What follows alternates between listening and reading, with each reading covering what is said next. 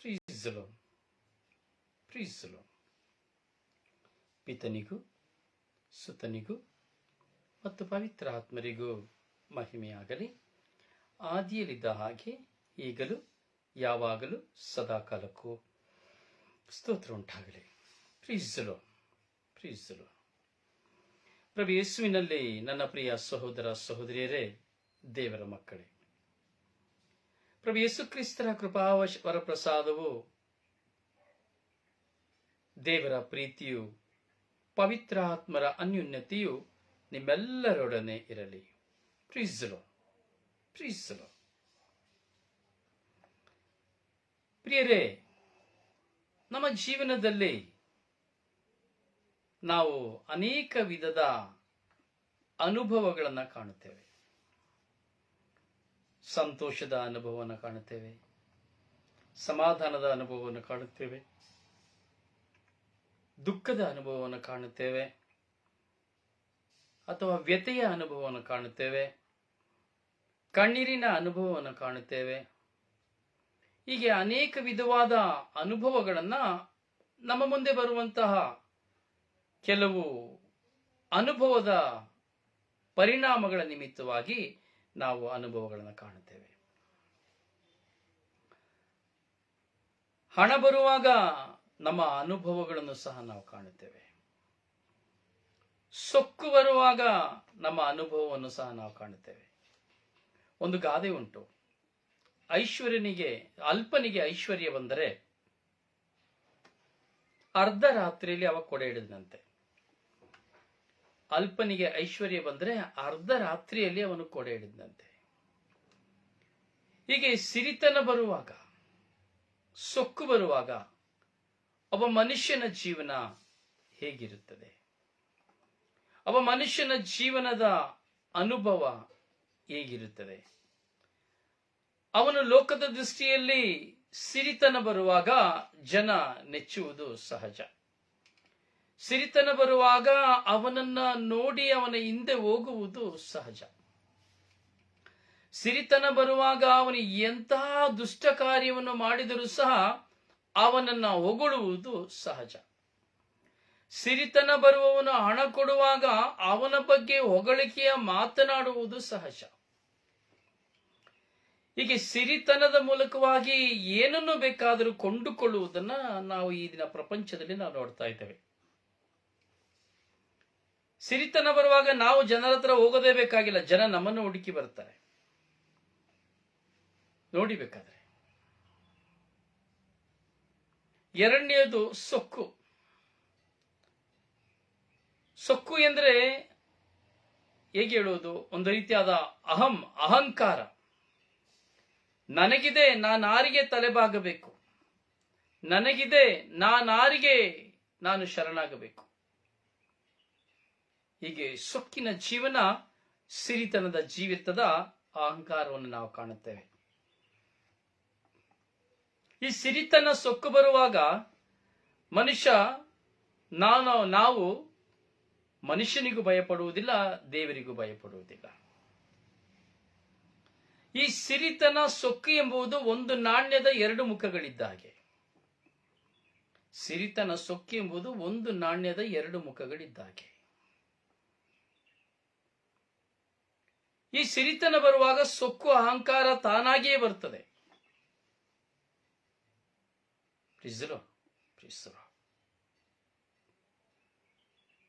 ಪ್ರಿಯರೇ, ಈ ಒಂದು ಸ್ವಭಾವ ಒಬ್ಬ ಮನುಷ್ಯನಲ್ಲಿ ಬರುವಾಗ ಅವನು ತನ್ನ ಮನುಷ್ಯತ್ವವನ್ನ ಕಳೆದುಕೊಳ್ಳುತ್ತಾನೆ. ಇದು ಎಲ್ಲರಿಗೂ ಹೇಳಲಿಕ್ಕೆ ಸಾಧ್ಯವಿಲ್ಲ. ಹಣದಲ್ಲಿಯೇ ಮಿಂದು ಹೋಗಿರುವವರು ಯಾವ ವಿಧವಾದಂತಹ ಚಿಂತನೆಗಳು, ಅವರ ಪಾಡು ಅವರ ಜೀವನದಲ್ಲಿ ಜೀವಿಸ್ತಾರೆ.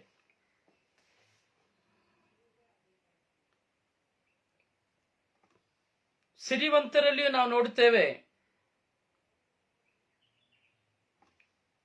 ಒಳ್ಳೆಯವರನ್ನ, ಸಿರಿವಂತರಲ್ಲಿಯೂ ನಾವು ದೀನರನ್ನ ನಾವು ನೋಡುತ್ತೇವೆ, ಸಿರಿವಂತರಲ್ಲಿಯೂ ನಾವು ಉದಾರಿಗಳನ್ನ ನಾವು ನೋಡುತ್ತೇವೆ, ಸಿರಿವಂತರಲ್ಲಿಯೂ ಸಮಾಜ ಸೇವಕರನ್ನ ನಾವು ನೋಡುತ್ತೇವೆ, ಸಿರಿವಂತರಲ್ಲಿಯೂ ದೀನ ಮನಸ್ಸುಳ್ಳವರನ್ನ, ವಿಶ್ವಾಸಿಗಳನ್ನ ನಾವು ನೋಡುತ್ತೇವೆ.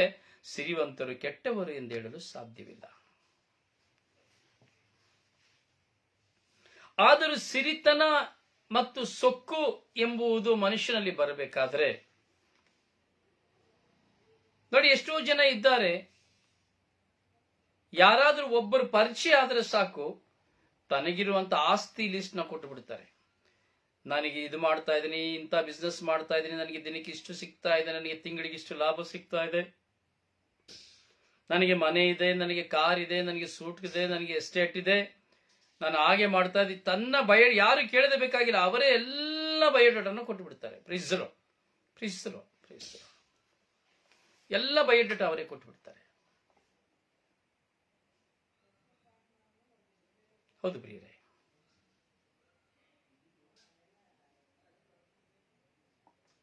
ವಾಕ್ಯ ಹೇಳ್ತದೆ, ಸಿರಾಕನ ಗ್ರಂಥ 5ನೇ ಅಧ್ಯಾಯವನ್ನು ನಾವು ಧ್ಯಾನಿಸಬೇಕಾದ್ರೆ 3ನೇ ವಾಕ್ಯದಲ್ಲಿ, ಕೊಚ್ಚಿಕೊಳ್ಳಬೇಡ, ನನ್ನನ್ನು ಕಟ್ಟಿ ಆಳುವವರಾರೆಂದು ಸರ್ವೇಶ್ವರ ನಿನ್ನ ಸೊಕ್ಕನ್ನು ಮುರಿದು ಬಿಟ್ಟಾನು. ಯಾವ ಮನುಷ್ಯ ನಮ್ಮ ಸೊಕ್ಕನ್ನು ಮುರಿತಾನೋ ಇಲ್ಲವೋ ಗೊತ್ತಿಲ್ಲ. ನನ್ನನ್ನ ಯಾರು ಏನ್ ಮಾಡ್ಲಿಕ್ಕೆ ಸಾಧ್ಯ? ನನ್ನ ದುಡ್ಡು, ನನ್ನ ಐಶ್ವರ್ಯ, ನನ್ನ ಸ್ಥಾನ, ನನ್ನ ಅಧಿಕಾರ ಎಂಬುದಾಗಿ ಸಿರಿವಂತ ಮೆರೆಯುವುದನ್ನು ನಾವು ನೋಡ್ತೇವೆ. ಅದರಿಂದ ದೇವರ ವಾಕ್ಯ ಹೇಳ್ತಾ ಇದೆ, ಕೊಚ್ಚಿಕೊಳ್ಳಬೇಡ. ನೋಡಿ, ಮೊನ್ನೆಯ ತನಕ ಸಮಾಧಾನವಾಗಿದ್ದರು ಸಿರಿಯಾದವರು, ತುರ್ಕಿಯವರು ಆಡಂಬರ ಐಶ್ವರ್ಯದಿಂದಿದ್ದರು, ಕಾರು ಬಂಗಲೆಗಳಲ್ಲಿದ್ದರು, ಸಾಕಷ್ಟು ಹಣವನ್ನು ಸಂಪಾದನೆ ಮಾಡಿದ್ದರು. ಆದರೆ ಒಂದೇ ದಿನದಲ್ಲಿ, ಕೇವಲ 2-3 ನಿಮಿಷಗಳಲ್ಲಿ ಆ ದೇಶವೇ ಭೂಕಂಪ ಪೀಡಿತ ದೇಶವಾಯಿತು. ಕೊಚ್ಚಿಕೊಂಡನೆಂದೇಳುವವರು ಯಾರೂ ಇಲ್ಲ, ಕೊಚ್ಚಿಕೊಳ್ಳದೆ ಇರುವವರು ಸಹ ಯಾರೂ ಇಲ್ಲ.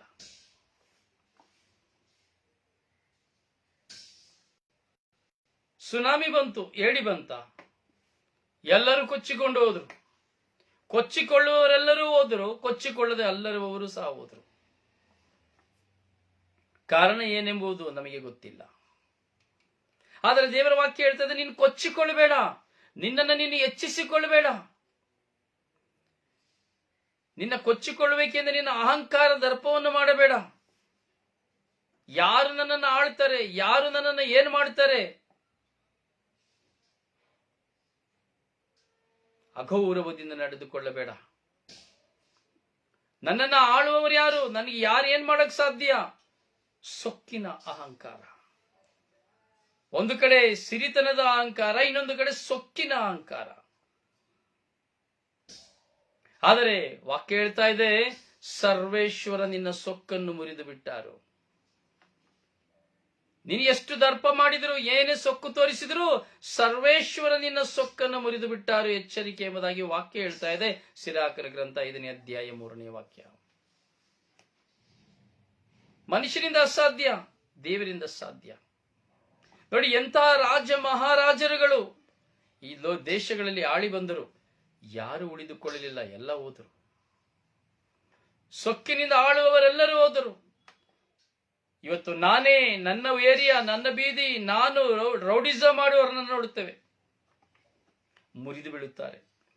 ಕತ್ತಿಯನ್ನು ಎತ್ತಿದವನು ಕತ್ತಿಯಿಂದಲೇ ಸಾವು, ಕೊಲೆಗೈದವನು ಕೊಲೆಯಾಗುತ್ತಾನೆ. ನೀನು ಏನನ್ನು ಬಿತ್ತುತ್ತೀಯೋ ಅದನ್ನು ನೀನು ಕುಯ್ಯಲೇಬೇಕೆಂಬ ದೇವರ ವಾಕ್ಯದ ಪೂರ್ತೀಕರಣ.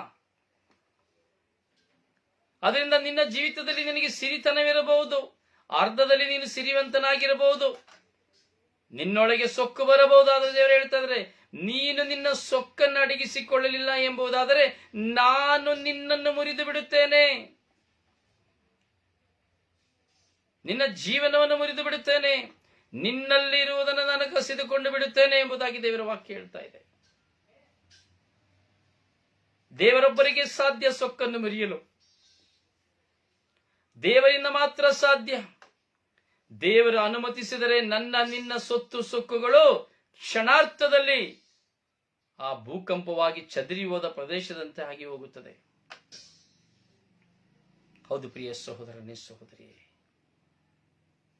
ದೇವರ ವಾಕ್ಯಗಳನ್ನು ಧ್ಯಾನಿಸುವಂತಹ ನಾವು ನಮ್ಮ ಜೀವಿತದಲ್ಲಿ ಈ ಸೊಕ್ಕು, ಈ ಸಿರಿತನ ನಮ್ಮನ್ನು ಪಾಪದೆಡೆಗೆ ಕರೆದುಕೊಂಡು ಹೋಗುತ್ತದೆ, ಪಾಪದ ಜೀವನಕ್ಕೆ ಕರೆದುಕೊಂಡು ಹೋಗುತ್ತದೆ, ದೇವರಿಗೆ ವಿರುದ್ಧವಾದ ಮಾರ್ಗವನ್ನು ಅದು ಸೂಚಿಸುತ್ತದೆ. ಸಿರಿತನ ಬರುವಾಗ ನಾವು ನೋಡ್ತೇವೆ ಅನೇಕರು ಅನೇಕ ವಿಧವಾದ ಪಾಪಗಳಿಗೆ ಗುಲಾಮರಾಗುತ್ತಾರೆ. ದೇವರ ಆಜ್ಞೆಗಳಿಗೆ ವಿರುದ್ಧವಾದ ಪಾಪಗಳನ್ನು ಮಾಡುತ್ತಾರೆ. ದೇವರು ಕೊಟ್ಟಂತ ಸಿರಿತನವನ್ನ ದುರುಪಯೋಗಪಡಿಸಿಕೊಳ್ಳುತ್ತಾರೆ, ಜೂಜಾಡುವುದರ ಮೂಲಕವಾಗಿ, ಹೌದಲ್ಲ, ಕುಡಿಯುವುದರ ಮೂಲಕವಾಗಿ, ಕ್ಲಬ್ಗಳಿಗೆ ಪಬ್ಗಳಿಗೆ ಹೋಗುವುದರ ನಿಮಿತ್ತವಾಗಿ, ಹಲವಾರು ವಿಧದ ದುಶ್ಚಟಗಳ ನಿಮಿತ್ತವಾಗಿ ತಮಗಿರುವಂತಹ ಸಿರಿತನವನ್ನು ಕಳೆದುಕೊಳ್ಳುತ್ತಾರೆ.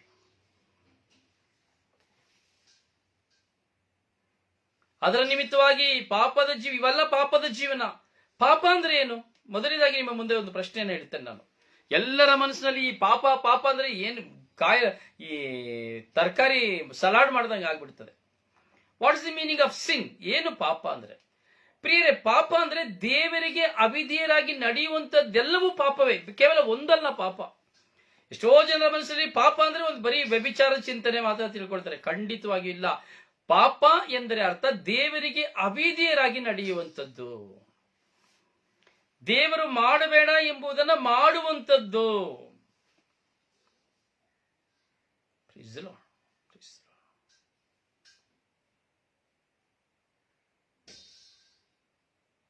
ಪಾಪ ದೇವರಿಗೆ ಅವಿಧೇಯರಾಗಿ ನಡೆಯುವಂಥದ್ದು, ದೇವರು ಮಾಡಬಾರದು ಎಂದು ಹೇಳಿದಂತ ಮಾತುಗಳನ್ನು ನಿರಾಕರಿಸುವಂಥದ್ದೇ ಪಾಪ. ಹೀಗೆ ಸಿರಿತನ ಬಂದಾಗ ಪಾಪಕ್ಕೆ ಹೋಗ್ತಾರೆ. ಎಲ್ಲ ರೀತಿಯಾದ ಪಾಪ ಚಾರ್ಟ್ ಫುಲ್ಲು, 1, 2, 3 ಅಲ್ಲ, ಎಲ್ಲ ಪಾಪಗಳು ಮುಂದೆ. ಪಾಪಗಳು ಅಂದ್ರೆ ಮುಗ್ದೋಯ್ತು ಎಲ್ಲ.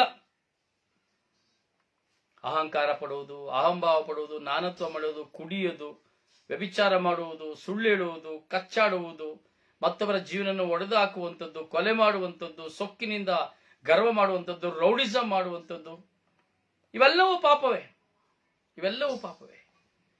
ಹೀಗೆ ಹಣ ಬರುವಾಗ ಇವೆಲ್ಲವುಗಳಿಗೆ ಹೋಗ್ತೇವೆ. ಎಲ್ಲ ವಿಧವಾದಂತಹ ದುಂದುವೆಚ್ಚಗಳನ್ನು ಮಾಡುತ್ತೇವೆ. ಏನು ಮಾಡ್ಲಿಕ್ಕೂ ಸಹ ನಾವು ಸಿದ್ಧರಾಗಿರ್ತೇವೆ ಹಣ ಬರುವಾಗ. ಈ ಹಣವು ನಮಗೆ ಸೊಕ್ಕನ್ನು ಕೊಡುತ್ತದೆ, ಮತ್ತೆ ಆ ಸೊಕ್ಕಿನ ಜೊತೆಗೆ ಬೋನಸ್ ಕೊಡ್ತದೆ, ಅದೇ ಪಾಪ. ವಾಕ್ಯ ಹೇಳ್ತಾ ಇದೆ, ಹೀಗೆ ನೀನು ಹಣದ ನಿಮಿತ್ತವಾಗಿ, ನಿನ್ನ ಸಿರಿತನದ ನಿಮಿತ್ತವಾಗಿ, ನಿನ್ನ ಸೊಕ್ಕಿನ ನಿಮಿತ್ತವಾಗಿ, ನಾನು ಏನ್ ಮಾಡಿದ್ರೇನು, ಏನಾಗ್ಬಿಡ್ತು, ಯಾರೇನು ಮಾಡಿಬಿಡ್ತಾರೆ ಎಂಬುದಾಗಿ ನೀನು ದೇವರಿಗೆ ಅವಿಧೇಯನಾಗಿ ನಡೆದುಕೊಳ್ಳುವಾಗ,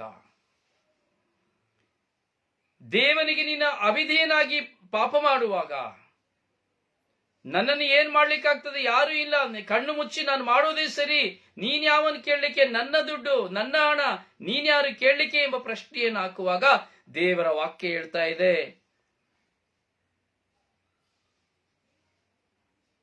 ಯಾರು ಏನು ಮಾಡ್ಲಿಕ್ಕೆ ಆಗೋದಿಲ್ಲ, ನನ್ನ ದುಡ್ಡು, ನನ್ನ ಸಂಪಾದನೆ, ಯಾರಿಗೂ ಕೇಳಲಿಕ್ಕೆ ಅಧಿಕಾರ ಇಲ್ಲ ಎಂಬುದು ಸೊಕ್ಕಿನಿಂದ, ಸಿರಿವಂತಿಕೆಯಿಂದ, ನನ್ನ ಅಹಂಕಾರದಿಂದ ನಾನು ಜೀವಿಸಿ ಪಾಪಕ್ಕೆ ಹೋಗುವಾಗ, ದೇವರಿಗೆ ಅವಿಧೇಯಳಾಗಿ ನಾನು ಹೋಗುವಾಗ, ಪಾಪ ಮಾಡಿದರೆ ನನಗೇನಾಯಿತು, ನಿಷ್ಕಾಲದಿಂದ ನಾನು ಜೀವಿಸ್ತಾ ಇಲ್ವಾ? ನೋಡಿ, ಎಷ್ಟೋ ಜನ ಹೇಳ್ತಾರೆ, ನಾನು ಜೀವಿಸ್ತಲ್ಲ, ಏನಾಗ್ಬಿಡ್ತು, ಅದೆಲ್ಲ ಸುಮ್ಮನೆ. ಇರೋ ತನಕ ಚೆನ್ನಾಗಿ ತಿನ್ಬೇಕು, ಚೆನ್ನಾಗಿ ಕುಡಿಬೇಕು, ಚೆನ್ನಾಗಿ ಗಮ್ಮತ್ ಮಾಡಬೇಕು, ಮಜ್ಜಾ ಮಾಡಬೇಕು, ಏನೂ ಆಗೋದಿಲ್ಲ, ಅದೆಲ್ಲ ಸುಮ್ಮನೆ. ನಾನ್ ಮಾಡ್ತಾ ಇಲ್ವಾ, ನಾನು ಕುಡಿತಾ ಇಲ್ವಾ, ಏನಕ್ಕೆ ಸತ್ತೋಗಿದ್ದೀನಾ, ನಾನು ಜೂಜಾಡ್ತಾ ಇಲ್ವಾ, ನಾನು ಸತ್ತೋಗಿದ್ದೀನಾ, ನಾನು ಬೇರೆ ಸ್ತ್ರೀ ಸಹವಾಸ ಮಾಡ್ತಾ ಇಲ್ವಾ, ಸತ್ತೋಗಿದ್ದೀನಾ, ಬೇರೆ ಪುರುಷನ ಸಹವಾಸ ಮಾಡ್ತಾ ಸತ್ತೋಗಿದ್ದೀನಾ, ದುಂದುವೆಚ್ಚ ಮಾಡ್ತಾ ಇದ್ದೀನಿ ಸತ್ತೋಗಿದ್ದೀನಾ, ಜೂಜಾಡ್ತಾ ಇದ್ದೀನಿ ಸತ್ತೋಗಿದ್ದೀನಿ, ಏನಾಗಿದಿಲ್ಲ. ಏನಾಗ್ತದೆ? ಏನಾಗುದಿಲ್ಲ. ಪಾಪ ಮಾಡಿದ ನನಗೇನಾಯಿತು ಎಂದುಕೊಳ್ಳಬೇಡ. ಅವ್ರಿಗೇನು, ನನಗೇನಾಗ್ಲಿಲ್ಲ, ಮತ್ತೆ ನಿನಗೇನಾಗ್ತದೆ, ಬಾ, ಏನೂ ಆಗೋದಿಲ್ಲ ಹೇಳ್ಬೇಡ. ಪಾಪ ಮಾಡಿದ ನನಗೇನಾಯಿತು ಎಂದುಕೊಳ್ಳಬೇಡ.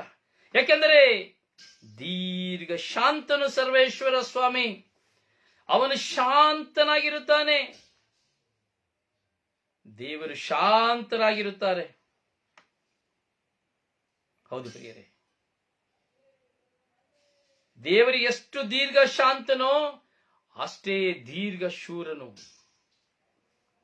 ಎಷ್ಟೇ ದೀರ್ಘ ಶಾಂತನಾಗಿದ್ದರೂ ಅವನು ಪರಾಕ್ರಮಶಾಲಿ.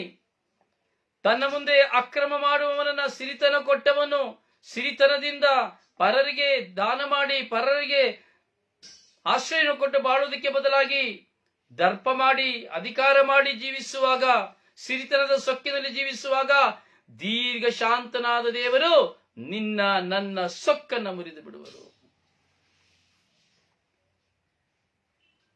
ನಿನಗೆ ಸಿರಿತನ ಬರುವಾಗ, ಸಿರಿತನದಿಂದ ಸೊಕ್ಕು ಬರುವಾಗ, ಅಹಂಕಾರ ಬರುವಾಗ ಪಾಪಕ್ಕೆ ಪಾಪವನ್ನು ಕೂಡಿಸಿ ಹಾಕಿಕೊಳ್ಳಬೇಡ. ಏನಾಗ್ತದೆ ಏನಾಗ್ತದೆ ಏನ್ ಮಾಡಿಬಿಡ್ತಾರೆ ಏನಾಗ್ತದೆ ಎಂಬುದಾಗಿ ಹೇಳಿ ನೀನು ಪಾಪಕ್ಕೆ ಪಾಪವನ್ನು ಕೂಡಿಸಿಟ್ಟುಕೊಳ್ಳಬೇಡ. ಒಂದು ಪಾಪವನ್ನು ಮಾಡಿ ಇನ್ನೊಂದನ್ನ ಮಾಡಿ ಹೀಗೆ ದೇವರಿಗೆ ಅವಿಧೇಯರಾಗಿ ಒಂದಾದ್ಮೇಲೆ ಒಂದು ದೇವರಿಗೆ ಅವಿಧೇಯವಾದಂತಹ ಕಾರ್ಯಗಳನ್ನ ನೀನು ಮಾಡಬೇಕಾದ್ರೆ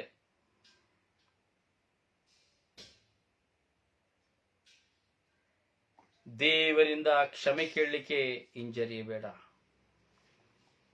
ಒಂದು ಪಕ್ಷ ನೀನು ಇಂತಹ ಕಾರ್ಯಗಳನ್ನು ಮಾಡುತ್ತಾ ಇದ್ದೀಯ ಎಂಬುದಾದರೆ ದೇವರಲ್ಲಿ ಕ್ಷಮೆ ಕೇಳಲು ಹಿಂಜರಿಯಬೇಡ. ಭಯವಿಲ್ಲದೆ ಜೀವಿಸಬೇಡ.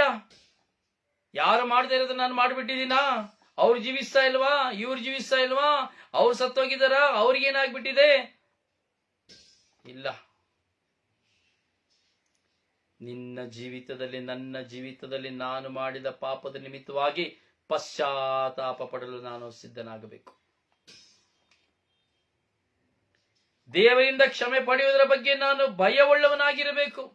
ಅಪ್ಪ, ನಾನು ಪಾಪ ಮಾಡಿದನು ಸ್ವಾಮಿ, ನಿಮಗೆ ಅವಿಧೇಯನಾಗಿ ನಾನು ಜೀವಿಸಿದನು ಎಂಬುದಾಗಿ ನಾನು ದೇವರ ಮುಂದೆ ನನ್ನ ಹೃದಯವನ್ನು ಸೀಳಿಕೊಂಡು ಪಶ್ಚಾತ್ತಾಪದಿಂದ ಪಾಪ ನಿವೇದನೆಯಲ್ಲಿ ನಾನು ಒಂದಾಗಬೇಕು.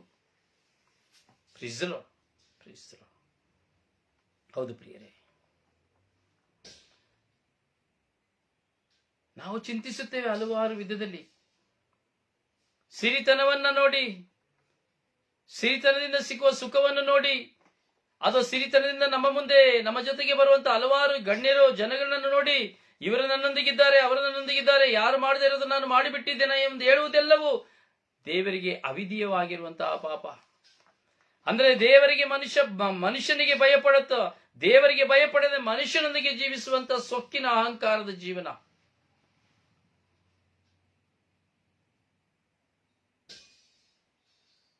ದೇವರಿಂದ ಕ್ಷಮೆ ಪಡೆಯಲು ಸಿದ್ಧನಾಗು ಎಂಬುದಾಗಿ ವಾಕ್ಯ ಹೇಳ್ತಾ ಇದೆ. ದೇವರು ಕರುಣಾಸಾಗರ ಎಂಬುದಾಗಿ ನೀನ್ ನೆಪ ಹೇಳಬೇಡ. ಮಾಡೋದೆಲ್ಲ ಮಾಡ್ಬಿಟ್ಟು ಅಯ್ಯೋ ದೇವರು ಕ್ಷಮಿಸ್ತಾರಪ್ಪ. ಈಗ ಇದೇ ಟ್ರೆಂಡ್, ಈಗ ಹೊಸ ಟ್ರೆಂಡ್ ಶುರುವಾಗಿ ಹೋಗಿದೆ ಸ್ವಲ್ಪ ಕಾಲದಿಂದ. ಏನ್ ತಪ್ಪು ಮಾಡಿದ್ರು ಅಲ್ಲಿ ಶುಭ ಸಂದೇಶ ಸಾರಬೇಕಾದ್ರೆ ಶುಭ ಸಂದೇಶ ಸಾರೋರೆಲ್ಲ ಹೇಳುವಂತ ಹೊಸ ಟ್ರೆಂಡ್ ಈಗ ಹೇಳ್ತಾರೆ, ಪಾಪದ ಬಗ್ಗೆ ಮಾತಾಡ್ಬೇಡಿ. ಯಾಕೆ ನೀವು ಪಾಪದ ಬಗ್ಗೆ ಮಾತಾಡ್ತೀರಿ? ಪಾಪದ ಬಗ್ಗೆ ಮಾತಾಡಿ ಯಾಕೆ ಭಯ ತರ್ತೀರಿ? ಭಯ ಎಲ್ಲ ತರಿಸಬಾರ್ದು, ದೇವರ ಪ್ರೀತಿನ ಮಾತ್ರ ಹೇಳಬೇಕು. ದೇವರ ಪ್ರೀತಿನ ಹೇಳ್ತಾ ಇರ್ತೀನಿ, ಇವನು ಪಾಪ ಮಾಡಿ ಮಾಡಿ ಮಾಡಿ ಮಾಡಿ ಹೋಗ್ತಾ ಇರ್ಲಿ. ಎಷ್ಟು ಒಳ್ಳೆ ಪ್ರಸಂಗಗಳು ನೋಡಿ. ದೇವರು ಕರುಣಾಸಾಗರ ಎಂದು ನೆಪ ಹೇಳಬೇಡ, ನೆಪ ಹೇಳಬೇಡ. ನೀನೆಲ್ಲಾ ಮಾಡ್ಕೊಂಡು ದೇವ್ರಿಗೆ ಕ್ಷಮಿಸ್ಬಿಡ್ತಾರೆ, ದೇವ್ರಿಗೆ ಇದೇ ಡೈಲಾಗ್ ಎಲ್ಲರದನ್ನು. ದೇವ್ರು ತುಂಬಾ ಕರುಣಾಸಾಗರಪ್ಪ, ಅಯ್ಯೋ ದೇವ್ರು ತುಂಬಾ ಕರುಣಾಸಾಗರ, ದೇವರಿಗೆ ಗೊತ್ತು ನನ್ನ ಬಲಹೀನತೆ, ದೇವರಿಗೆ ಗೊತ್ತು, ನಿನ್ನ ಬಲಹೀನತೆ ದೇವರಿಗೆ ಗೊತ್ತು, ಇದೆಲ್ಲ ದೇವರಿಗೆ ಕ್ಷಮಿಸ್ತಾರೆ, ಅವ್ರು ಕರುಣಾಸಾಗರರು. ದೇವರಿಗೆ ನೀನ್ ನೆಪ ಮಾಡಬೇಡ, ದೇವರಲ್ಲಿ ನೀನ್ ನೆಪ ಮಾಡಬೇಡ. Praise the lord. Hallelujah, hallelujah, hallelujah, hallelujah. ನೆಪ ಮಾಡಿ ಜೀವಿಸುವ ಜೀವನ, ನೆಪದ ಜೀವನ. ಕೋತಿ ತಾನ್ ತಿಂದು ಮೇಕೆ ಬಾಯಿಗೆ ಹಚ್ಚಿತಂತೆ, ಕೋತಿ ತಾನ್ ತಿಂದು ಮೇಕೆ ಬಾಯಿಗೆ ಹಚ್ಚಿತಂತೆ. ಹಾಗೆ ನಾವು ನಮ್ಮ ಜೀವಿತದಲ್ಲಿ ಪಾಪವನ್ನು ಮಾಡಿ ದೇವರ ತಲೆಗೆ ಕಟ್ತಾ ಇದ್ದೇವೆ. ಪಾಪ ಮಾಡಿ ಏನ್ ಮಾಡ್ತಾ ಇದ್ದೇವೆ? ದೇವರ ತಲೆಗೆ ಕಟ್ತಾ ಇದ್ದೇವೆ. ದೇವರಿಗೆಲ್ಲ ಗೊತ್ತು, ದೇವರಿಗೆಲ್ಲ ಗೊತ್ತು, ದೇವರಿಗೆಲ್ಲ ಗೊತ್ತು. ನೀನ್ ಮಾಡೋದೆಲ್ಲ ಅನಾಚಾರ ಮಾಡ್ತಾ ಇರೋ, ದೇವರಿಗೆಲ್ಲ ಗೊತ್ತು. ಯಾಕಂದ್ರೆ ದೇವರ ಕರುಣಾಮೂರ್ತಿ, ದೇವರು ಕರುಣಾಮೂರ್ತಿ. Praise the lord, praise the lord, praise the lord. ಪ್ರಿಯರೇ, ನಾವು ವಾಕ್ಯವನ್ನು ನೋಡುವಾಗ ಯಾಕೋಬನಿಗೆ ಬರೆದಂತ ಪತ್ರವನ್ನು ನಾವು ತೆಗೆದುಕೊಳ್ಳುವುದಾದರೆ, ಯಾಕೋಬನಿಗೆ ಬರೆದ ಪತ್ರದಲ್ಲಿ 1ನೇ ಅಧ್ಯಾಯವನ್ನು ನಾವು ಧ್ಯಾನಿಸುವುದಾದರೆ ವಾಕ್ಯ ಏನ್ ಹೇಳ್ತದೆ? ಯಾಕೋಬನಿಗೆ ಬರೆದ ಪತ್ರದಲ್ಲಿ ನಾವು 1ನೇ ಅಧ್ಯಾಯವನ್ನು ಧ್ಯಾನಿಸುವುದಾದರೆ ವಾಕ್ಯ ಏನ್ ಹೇಳ್ತದೆ? ಓದಿದಿರಲ್ಲ, ನಾನು ಸಾಕು ಅದ್ರ ಬಗ್ಗೆ ನಾನು ಸೆಷನ್ ಕೊಟ್ಟಿದ್ದೀನಿ. ಅದು 4 ದಿನದ ಸೆಷನ್ ಅನ್ನು ನಾನು ಕೊಟ್ಟಿದ್ದೇನೆ. Praise the lord. Hallelujah, hallelujah, hallelujah. ಎಲ್ಲ ಪಾಪವನ್ನ ಮಾಡಿ ಇದು ದೇವರಿಂದಲೇ ಆಯಿತೆಂದು ನೀನು ಹೇಳಬೇಡ. ಇದಕ್ಕೆ ದೇವರು ಕಾರಣ ಎಂದು ನೀನು ಹೇಳಬೇಡ. ಇವತ್ತು ನಾವೆಲ್ಲ ಇದೇ ಮಾಡ್ತಾ ಇರೋದು. ಎಲ್ಲ ಮಾಡೋದು ಮಾಡಿ ಎಲ್ಲ ದೇವರ ಚಿತ್ತದಂತೆಪ್ಪ, ಹೀಗೆ ಆಗ್ಬೇಕಾಯ್ತು, ದೇವರ ಚಿತ್ತ ಹೀಗೆ ಆಗ್ಬೇಕಿತ್ತು, ಆಗಿ ಹೋಯ್ತು, ಏನ್ ಮಾಡಕ್ಕಾಗ್ತದೆ? ಏನು ಮಾಡಕ್ಕಾಗೋದಿಲ್ಲ. ದೇವ್ರಿಗೆ ಕ್ಷಮಿಸ್ತಾರೆ, ಕರುಣಾಮಯಿ. ದೇವರಿಗೆ ಗೊತ್ತು ನಿನ್ನ ನನ್ನ ಬಲಹೀನತೆ. ಡ್ರಾಮಾ ಯೋಚನೆ ಮಾಡಿ ನೋಡಿ. ದೇವರ ತಲೆಯ ಮೇಲೆ ನಾವು ಮಾಡಿದ ಪಾಪವನ್ನ ದೇವರ ತಲೆ ಮೇಲೆ ತುಂಬಿಸುವುದನ್ನು ನಾವು ನೋಡುತ್ತೇವೆ. ಎಷ್ಟು ವಿಶ್ವಾಸಘಾತಕರು ನಾವು. ದೇವರನ್ನ ಎಷ್ಟು ವಿಧದಲ್ಲಿ ನಾವು ವಂಚಿಸುವರು ನಾವು. ಯಾಕೋಬನಿಗೆ ಬರೆದ ಪತ್ರವನ್ನು ನಾವು ತೆಗೆದುಕೊಳ್ಳಬೇಕಾದ್ರೆ 1ನೇ ಅಧ್ಯಾಯದಲ್ಲಿ ನಾವು ತೆಗೆದುಕೊಂಡು ನಾವು ನೋಡಬೇಕಾದ್ರೆ 12ನೇ ವಾಕ್ಯದಲ್ಲಿ ನಾವು ನೋಡ್ತೇವೆ, ಸಂಕಟ ಶೋಧನೆಗಳನ್ನು ತಾಳ್ಮೆಯಿಂದ ಸಹಿಸಿಕೊಳ್ಳುವನೇ ಧನ್ಯನು, ಅವನು ಪರಿಶೋಧನೆಯಲ್ಲಿ ಯಶಸ್ವಿಯಾದ ಮೇಲೆ ಸಜೀವೆಂಬ ಜಯಮಾಲೆಯನ್ನು ಪಡೆಯುತ್ತಾನೆ. ಪಾಪ ಪ್ರಲೋಭನೆಗೆ ಒಳಗಾದಾಗ ಈ ಪ್ರಲೋಭನೆಗಳು ದೇವರಿಂದಲೇ ಬಂದವು ಎಂದು ಯಾರು ಹೇಳದಿರಲಿ. ಏಕೆಂದರೆ ದೇವರು ಸ್ವತಃ ಪಾಪ ಪ್ರಲೋಭನೆಗೆ ಗುರಿಪಡಿಯಾಗುವುದಿಲ್ಲ, ಹಾಗೂ ಯಾರನ್ನು ಅಂತವರನ್ನ ಗುರಿಪಡಿಸುವುದಿಲ್ಲ, ಯಾರನ್ನು ಪ್ರಲೋಭನೆಗೆ ಗುರಿಪಡಿಸುವುದಿಲ್ಲ. ಮಾನವನು ಪ್ರಲೋಭನೆಗೆ ಒಳಗಾಗುವುದು ತನ್ನ ದುರಿಚ್ಛೆಯಿಂದಲೇ. ಅದು ಅವನನ್ನು ಆಕರ್ಷಿಸಿ ಮರಳುಗೊಳಿಸುತ್ತದೆ. ದುರಿಚ್ಛೆ ಗರ್ಭಧರಿಸಿ ಪಾಪಕ್ಕೆ ಜನ್ಮವೀಯುತ್ತದೆ. ಪಾಪವು ಪೂರ್ತಿಯಾಗಿ ಬೆಳೆದು ಮರಣವನ್ನ ಪಡೆಯುತ್ತದೆ. ಇದು ದೇವರ ವಾಕ್ಯ. ಎಲ್ಲ ಮಾಡಿ ಇದು ದೇವರ ಚಿತ್ತ ಎಂದು ಹೇಳುವಂತ ಅವಿವೇಕಿಗಳು ನಾವಾಗಿದ್ದೇವೆ.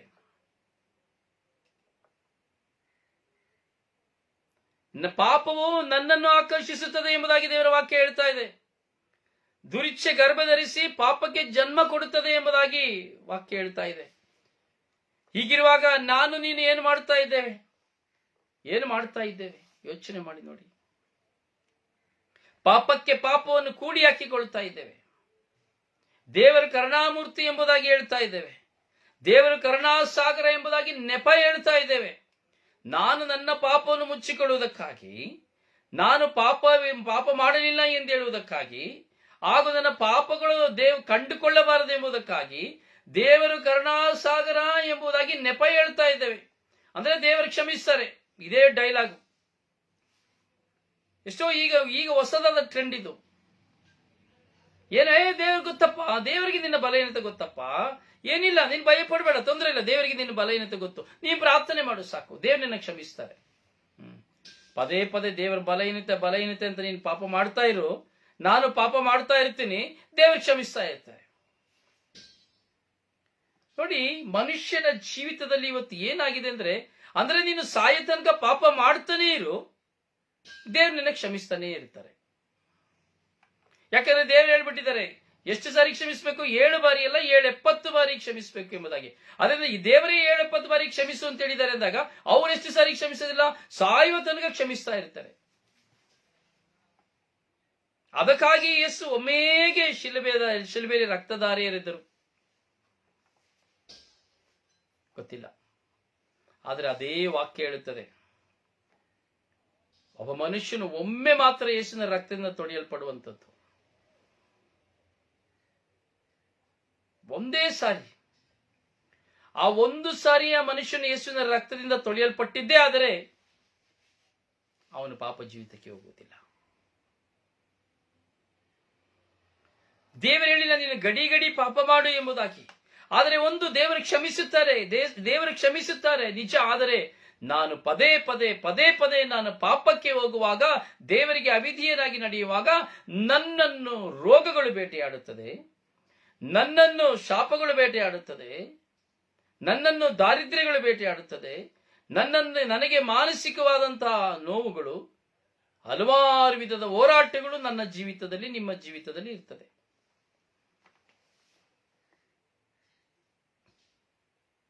ದೇವರ ಕರುಣಾಮೂರ್ತಿ, ಹೌದು ಕ್ಷಮಿಸ್ತಾರೆ. ಆದರೆ ನಾವು ಮಾಡಿದ ಪಾಪದ ನಿಮಿತ್ತವಾಗಿ ಪಶ್ಚಾತ್ತಾಪವಿಲ್ಲದ ದೈವ ಭಯವಿಲ್ಲದ ಜೀವಿಸುವಾಗ ನನ್ನ ಜೀವನ ಪರ್ಯಂತ ನನ್ನ ಜೀವಿತದಲ್ಲಿ ನಾನು ಸಂತೋಷವನ್ನು ಕಾಣಲಿಕ್ಕೆ ಸಾಧ್ಯವಿಲ್ಲ, ಆನಂದವನ್ನು ಕಾಣಲಿಕ್ಕೆ ಸಾಧ್ಯವಿಲ್ಲ. ಅದಕ್ಕೆ ಸಿರಾಕನ ಗ್ರಂಥ ಹೇಳ್ತಾ ಇದೆ, ದೇವರು ಕರುಣಾಸಾಗರ ಎಂದು ನೀನು ನೆಪ ಹೇಳಬೇಡ, ಲೆಕ್ಕವಿಲ್ಲದ ಪಾಪ ಮಾಡಿದರೂ ಕ್ಷಮೆ ದೊರಕುವುದೆಂದು ನೆನೆಯಬೇಡ. ಹೊಸ ಒಡಂಬಡಿಕೆಗೆ ಮುಂಚಿತವಾಗಿ ಬರೆಯಲ್ಪಟ್ಟಂಥದ್ದು. ಲೆಕ್ಕವಿಲ್ಲದಷ್ಟು ಪಾಪ ಮಾಡಿದರೂ ಕ್ಷಮೆ ದೊರಕುವುದೆಂದು ನೆನೆಯಬೇಡ. ನೋಡಿ, ಒಂದು ಕಡೆ ಹೇಳ್ತೇವೆ, ಒಂದು ಹಾಡು, ಲೆಕ್ಕವಿಲ್ಲದಷ್ಟು ನಾನು ಪಾಪ ಮಾಡಿದ್ರು, ಲೆಕ್ಕವಿಲ್ಲದಷ್ಟು ನಾನು ಪಾಪ ಮಾಡಿದ ದೇವರು ಕ್ಷಮಿಸ್ತಾರಂತೆ. ಹೌದು, ಯಾವಾಗ ಕ್ಷಮಿಸೋದು? ಪೂರ್ಣ ಪಶ್ಚಾತ್ತಾಪದಿಂದ ನೀನು ಪಾಪವನ್ನು ಮಾಡಲು ಬಿಟ್ಟು ಬಿಡುವಾಗ, ತೀರ್ಮಾನಿಸುವಾಗ ಸಂಪೂರ್ಣ ಕ್ಷಮೆ. ಇವತ್ತು ಅದೇ ಪಾಪ ಮಾಡ್ತಾನೆ, ನಾಳಿನ ಅದೇ ಮಾಡ್ತಾನೆ, ನಾಡಿದ್ದು ಅದೇ ಮಾಡ್ತಾ ಇರ್ತೀನಿ ಅಂದ್ರೆ ದೇವ್ರ ದಿನ ಬಂದು ನಾನು ಕ್ಷಮಿಸ್ತೇನೆ. ರಿಚರ್ಡ್, ನಾನು ನಿನ್ನ ಕ್ಷಮಿಸಿದ್ದೇನೆ ಇವತ್ತು ಮಾಡಿದ ಪಾಪನ. ರಿಚರ್ಡ್, ನಿನ್ನೆ ಮಾಡಿದ ಪಾಪನ ಇವತ್ತು ಮಾಡಿದ್ಯಾ, ನಿನ್ನ ಕ್ಷಮಿಸಿದ್ದೇನೆ. ರಿಚರ್ಡ್, ಮೊನ್ನೆ ಮಾಡಿದ ಪಾಪನ ಇವತ್ತು ಮಾಡಿದ್ಯಾ, ನಾನು ನಿನ್ನ ಕ್ಷಮಿಸಿದ್ದೇನೆ. ವೆಲೆನ್, ನಿನ್ನ ನಾನು ಕ್ಷಮಿಸಿದ್ದೇನೆ, ನಾನು ನಿನ್ನ ಕ್ಷಮಿಸಿದ್ದೇನೆ. ಪ್ರೆಸಿಲಾ, ನೀನು ನೆನ್ನೆ ಮಾಡಿದ ಪಾಪನ, ಇವತ್ತು ಮಾಡಿದ ಪಾಪನ, ಮೊನ್ನೆ ಮಾಡಿದ ಪಾಪನ ನಾನು ಕ್ಷಮಿಸಿದ್ದೇನೆ, ನಾಳೆ ಮಾಡಿದ ಪಾಪನ ನಾನು ಕ್ಷಮಿಸ್ತೇನೆ. ಹೌದಲ್ಲ? ಪೌಲ್, ನಾನು ನಿನ್ನನ್ನು ಕ್ಷಮಿಸಿದ್ದೇನೆ.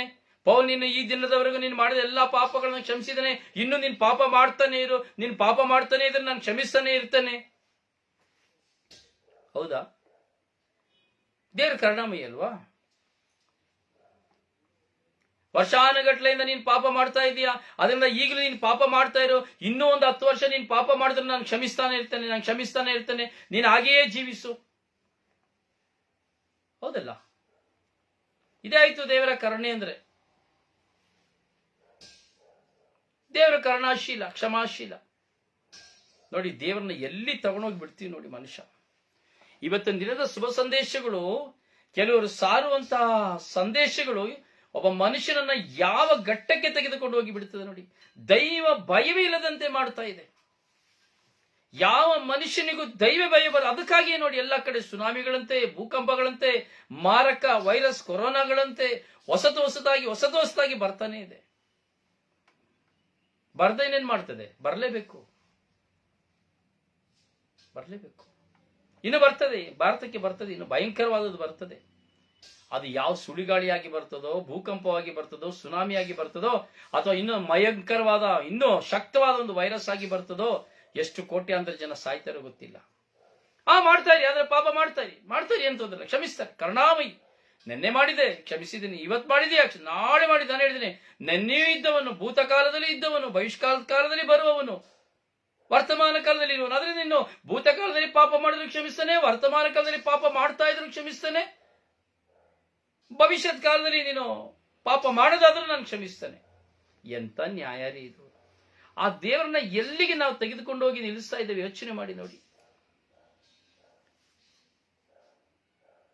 ಪಾಪ ಮಾಡುವ ವ್ಯಕ್ತಿ ತನ್ನ ಮಾಡಿದ ಪಾಪಕ್ಕೆ ಪ್ರಾಯಶ್ಚಿತ್ತವನ್ನು ಕಂಡುಕೊಳ್ಳಬೇಕೆಂಬುದು ದೇವರ ಚಿತ್ತ. ಈ ಪ್ರಾಯಶ್ಚಿತ್ತ ಕಂಡುಕೊಳ್ಳುವಾಗ ಮಾತ್ರವೇ ನಿನಗೆ ಕ್ಷಮೆ, ಇಲ್ಲಾಂದ್ರೆ ಕ್ಷಮೆ ಇಲ್ಲ. ಹೌದು, ಬಲಹೀನತೆಯಿಂದ ನಾನು ಪಾಪ ಮಾಡ್ತಾ ಇದ್ರೆ, ಆದ್ರೆ ನನ್ನ ಮುಂದೆ ಎಷ್ಟು ಪಶ್ಚಾತ್ತಾಪವಿದೆ, ಎಷ್ಟು 100 ಬಾರಿ ನನ್ನ ಮುಂದೆ ತಪ್ಪು, ದೇವರಿಗೆ ಅವಿಧೇಯತೆಯಿಂದ ನಡೆಯುವಂತ ಸನ್ನಿವೇಶಗಳು ನನ್ನ ಮುಂದೆ ಬರುವಾಗ ನಾನು ಎಷ್ಟು ಬಾರಿ ತಪ್ಪಿಸಿಕೊಳ್ತಾ ಇದ್ದೇನೆ. ಮೊದಲಿಗೆ 100 ಬಾರಿ ನಾನು ದೇವರಿಗೆ ಅವಿಧೇಯವಾಗಿ ನಾನು ಜೀವಿಸ್ತಾ ಇದ್ದೆ ಅಂತ ತಿಳ್ಕೊಳ್ಳಿ. ಸೊ ದೇವರನ್ನ ಕಂಡುಕೊಂಡೆ, ಒಂದು 25 ಭಾಗ ಆದ್ರೆ ಬಿಡ್ಬೇಕಲ್ಲ. ಮತ್ತೆ ತಿರ್ಗ ದಿನಗಳು ಹೋಯಿತು, ದೇವರನ್ನ ಇನ್ನೂ ಹೆಚ್ಚಾಗಿ ಕಂಡುಕೊಂಡೆ, 50 ಭಾಗ ಆದ್ರೆ ಬಿಡ್ಬೇಕಲ್ವಾ. ದೇವರನ್ನ ಮತ್ತೆ ಇನ್ನೂ ಕಾಲವಾಯ್ತು, ದೇವರನ್ನ ಕಂಡುಕೊಂಡೆ, 75 ಭಾಗ ಆದ್ರೆ ಬಿಡ್ಬೇಕಲ್ಲ. ಹೌದು, ಕಾಲಗಳಾಯ್ತು. ನಾನು 10 ವರ್ಷ 15 ವರ್ಷ ಆಯ್ತು ರಕ್ಷಣೆ ಹೊಂದಿ, 20 ವರ್ಷ ಆಯ್ತು ರಕ್ಷಣೆ ಹೊಂದಿ. ಸುಳ್ಳುಗಾರ, ಮೋಸಗಾರ, ವಂಚನೆಗಾರ, ನಾನು ರಕ್ಷಣೆ ಹೊಂದಿದೆ ಅಂತ ಹೇಳಿ ಜ್ಞಾನಸ್ನಾನ ಪಡೆದ ರಕ್ಷಣೆ ಹೊಂದಿದೆ ಅಂತ ಹೇಳುವಂತ ಕಪಟ ವ್ಯಕ್ತಿಯೇ, ಎಷ್ಟು ನಿನ್ನ ಪಾಪಗಳನ್ನು ಬಿಟ್ಟಿದ್ದೀಯಾ, ಅಥವಾ ಎಷ್ಟು ನಿನ್ನ ಪಾಪಗಳನ್ನು ಇನ್ನೂ ಕೂಡಿಸಿಕೊಂಡಿದ್ದೀಯಾ ಎಂಬುದನ್ನು ಚಿಂತೆ ಮಾಡು. ನೀನು ರಕ್ಷಣೆ ಹೊಂದಿದ್ದೀಯ ಎಂಬುದಾದರೆ ನಿನ್ನ ಪಾಪಗಳು ಸಂಖ್ಯೆ ಕಡಿಮೆಯಾಗಬೇಕು. ನೀನು ದೇವರನ್ನ ಕಂಡುಕೊಂಡಿದ್ದೀಯಾ ಎನ್ನುವುದಾದರೆ ಪಾಪದ ಸಂಖ್ಯೆ ಕಡಿಮೆಯಾಗಬೇಕು. ನಾನು ದೇವರಿಗೆ ವಿಧಿಯನಾಗಿ ನಡೆದಿದ್ದೇನೆ ಅಂದರೆ ನನ್ನ ಪಾಪದ ಸಂಖ್ಯೆ ಕಡಿಮೆಯಾಗಬೇಕು. ಪಾಪಗಳು ನನ್ನಿಂದ ಮರೆಯಾಗಬೇಕು. ನಾನು ಪಾಪದಿಂದ ದೂರ ಆಗಲು ಪ್ರಯತ್ನಿಸಬೇಕು. ಪಾಪವನ್ನು ಬಹಿಷ್ಕರಿಸಲು ನಾನು ಚಿಂತಿಸಬೇಕು.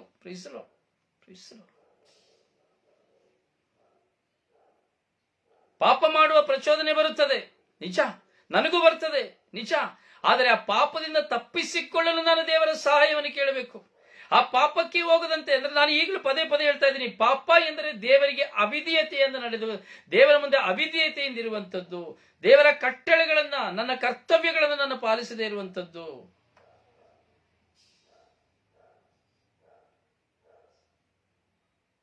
ದೇವರು ನೀನ್ ತಪ್ಪು ಮಾಡಿದ ಕ್ಷಮಿಸನೇ ಇರ್ತಾರೆ, ಮಾಡ್ತಾ ಇರು, ಸಾಯ ತನಕ ಮಾಡ್ತಾ ಇರು, ಸಾಯುವಾಗಲೂ ದೇವರು ನಿನಗೆ ಕ್ಷಮಿಸ್ಬಿಡ್ತಾರೆ. ನೋಡಿ, ಇದು ಒಂಥರ ವಿಚಿತ್ರವಲ್ಲ?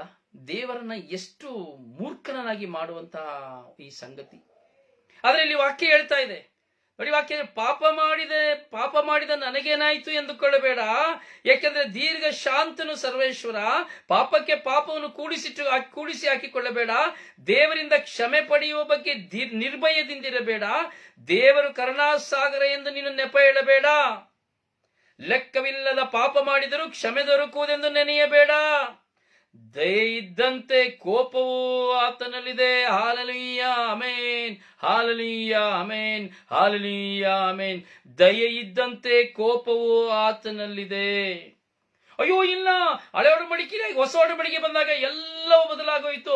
ಯೇಸು ಸ್ವಾಮಿ ಬಂದಿದ್ದೇ ನಮ್ಮೆಲ್ಲರ ಪಾಪಗಳನ್ನ ಕ್ಷಮಿಸೋದಕ್ಕಾಗಿ. ಹೂ ಕಣಪ್ಪ, ಯೇಸು ಸ್ವಾಮಿ ಬಂದಿದ್ದೇ ದಿನ ವಾಷಿಂಗ್ ಪೌಡರ್ ನಿರ್ಮಾ ಅಂತ ಹೇಳಿದಾಗೆ ನಿಮ್ಮ ಅಪ್ಪ ಮಾಡಿದ ಕರ್ಮ ಅಂತೇಳಿ ಬರೀ ತೊಳೆಯೋದಕ್ಕಾಗಿ ಬಂದಿರೋದು.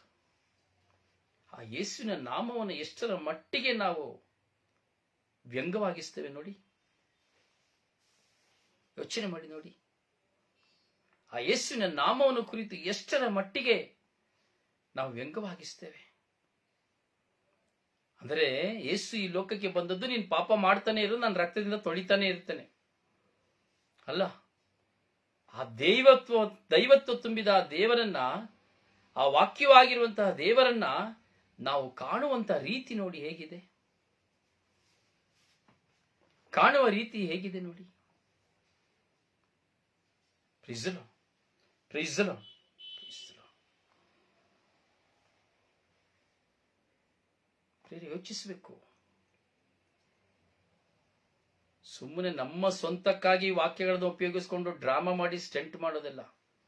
ನಾನು ರಕ್ಷಣೆ ಹೊಂದಿದ್ದೇನೆ, ನಾನು ಆ ಸಭೆಯಲ್ಲಿದ್ದೇನೆ, ನಾನ್ ಪವರ್ಫುಲ್ಲು, ನನ್ ರೋಮನ್ ಕ್ಯಾಥಲಿಕ್ ಸರಿ, ನನ್ CSI ಸರಿ, ನನ್ ಪ್ರೊಟೆಸ್ಟೆಂಟ್ ಸರಿ,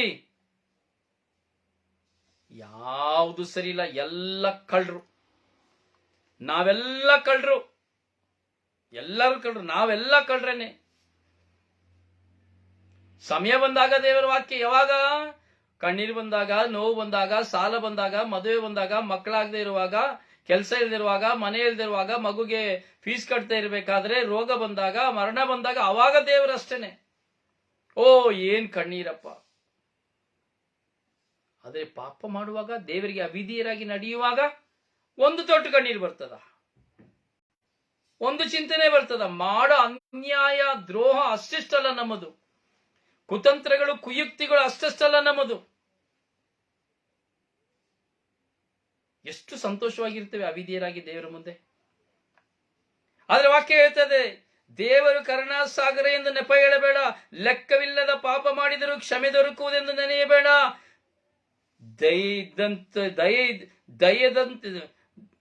ದಯೆ ಇದ್ದಂತೆ ಕೋಪವು ಆತನಲ್ಲಿದೆ.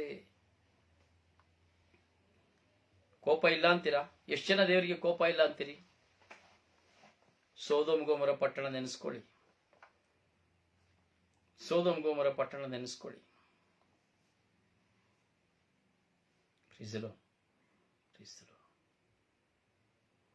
ಅಯ್ಯೋ ಬ್ರದರ್, ಅದು ಹಳೆ ಒಡಂಬಡಿಕೆ. ಶುರುವಾಗ್ತದೆ ಹೊಸ ಒಡಂಬಡಿಕೆ, ಚಿಂತೆ ಮಾಡಬೇಡಿ, ಬರ್ತದೆ, ವರ್ಷ ವರ್ಷ ಬರ್ತದೆ ಒಂದೊಂದು ವೈರಸ್. ಟೆನ್ಷನ್ ಮಾಡಬೇಡಿ. ಒಳ್ಳೆ ಸುನಾಮಿ ಭೂಕಂಪಗಳು ತಾನಾಗಿಯೇ ಬರ್ತದೆ, ಏನು ಟೆನ್ಷನ್ ಬೇಡ. ತಾನಾಗಿಯೇ ರೋಗಗಳು, ಹೊಸ ಹೊಸ ರೋಗಗಳು ಬರ್ತದೆ, ಟೆನ್ಷನ್ ಮಾಡಬೇಡಿ. ಬರ್ತದೆ ಶುಗರ್ ಅಂತ, ಸರ್ರ ಅಂತ ಬರ್ತದೆ, ಶುಗರ್ ಬರ್ತದೆ, ಪ್ರೆಷರ್ BP ಸರ್ರಂದ ಹಾಗೆ ಸರ್ರಂದ ಬರ್ತದೆ, ಪ್ರೆಷರ್. ಇನ್ನೊಂದ್ ಕಡೆ ಬರ್ತದೆ ಕ್ಯಾನ್ಸರ್, ಟ್ಯೂಮರ್, ಎಲ್ಲ ಅರ್ರ ಕುಯ್ತದೆ, ಗರಕ್ಷ ತಗೊಂಡು ಕುಯ್ತದೆ. ಚಿಂತೆ ಮಾಡಬೇಡಿ, ಏನಿಲ್ಲ. ನೀವು ಪಾಪ ಮಾಡ್ತೀರಿ, ಕ್ಷಮಿಸ್ಲಿಕ್ಕಾಗಿ ಮೇಲೊಬ್ಬ ಇದ್ದನ್ನೆಲ್ಲ ಕ್ಷಮಿಸ್ತಾ ಇರ್ತಾನೆ. ನೀವು ಮಾಡ್ತಾ ಇರಿ, ನಾವು ಮಾಡ್ತಾ ಇರುವ ಆಯ್ತಾ. ಒಂದಾದ್ಮೇಲೆ ಒಂದು ಸರ್ರ ಅಂತ ಬರ್ತಾ ಇರ್ತದೆ. ಬರ್ತದೆ ಕಿಡ್ನಿ ಮೇಲೆ ಒಂದು ಸರ್ರು, ಬರ್ತದೆ ಬ್ಲಡ್ ಪ್ರೆಷರ್ ಅಲ್ಲಿ ಒಂದು ಸರ್ರು. ಅಯ್ಯೋ ಹಿಡ್ಕೊಂಡ್ಬಿಡ್ತೀನಿ, ಬಂತು ಸರ್ರ್, ಉಸಿರಾಡಕ್ಕೆ ಆಗೋದಿಲ್ಲ, ದಮ್ಮು ಶುರುವಾಯ್ತು. ಏಕೆ? ಅಯ್ಯೋ ನಾನು ಏನ್ ಮಾಡಿ, ದೇವರಿಗೆ ಗೊತ್ತಪ್ಪ ನಾನು ಯಾರು ಅಂತ. ಅಯ್ಯೋ ನಾನು ಏನೋ ಮಾಡಿಬಿಟ್ಟೆ, ಏನ್ ಮಾಡೋದು, ನಾನು ಹಾಗೆ ಆಗ್ತದೆ ಅಂತ ಎಣಿಸ್ಲೇ ಇಲ್ಲ. ಅಯ್ಯೋ ನಾನು ಹಾಗೆ ಎಣಿಸ್ಲಿಲ್ಲ, ನಾನೇನೋ ತಮಾಷೆಗೆ ಹೇಳ್ದಪ್ಪ, ಅದನ್ನ ನೀವು ಸೀರಿಯಸ್ ಆಗಿ ತಗೊಂಡ್ಬಿಡದ.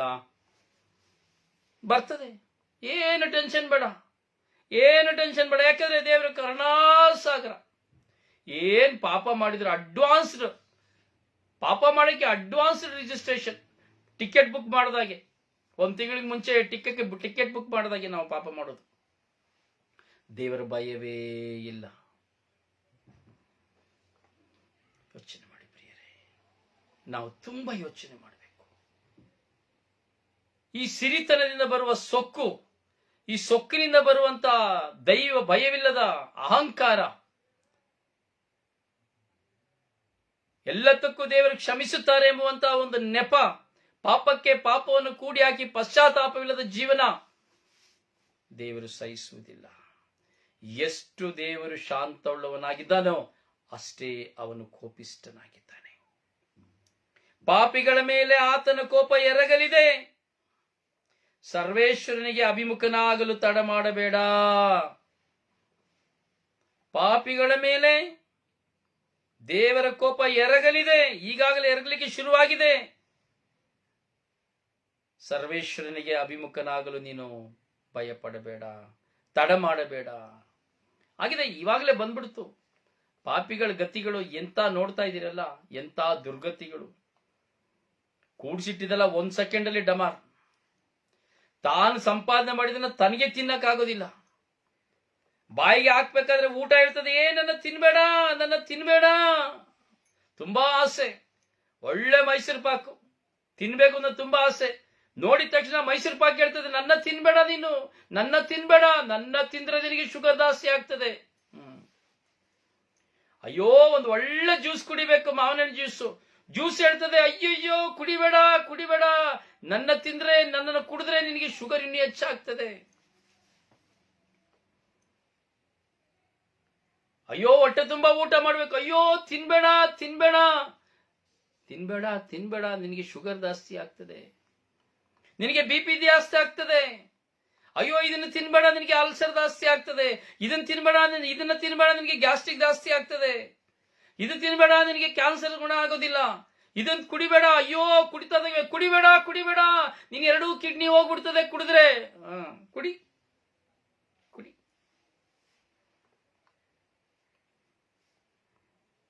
ಈಗ ನೋಡಿ, ಲೆಂಟ್ ಶುರುವಾಗ್ತದೆ, ತಪಸ್ಸು ಕಾಲ.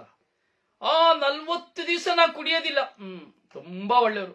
40 ದಿನ ಮಾಂಸ ಮಾಡೋದಿಲ್ಲ, ತುಂಬಾ ಒಳ್ಳೆಯವರು. 40 ದಿನ ನಾನು ಏನೂ ಮಾಡೋದಿಲ್ಲ, ತುಂಬಾ ಒಳ್ಳೆಯವರು. 40 ದಿನ ನಾನು ಉಪವಾಸ ಮಾಡ್ತೀನಿ, ತುಂಬಾ ಒಳ್ಳೆಯವರು. 40 ದಿನ ಆಗಿದ ತಕ್ಷಣ ಏನೇನ್ ಮಾಡಿಲ್ಲ ಅದೆಲ್ಲ ಮಾಡ್ಬಿಡೋದನ್ನೇ.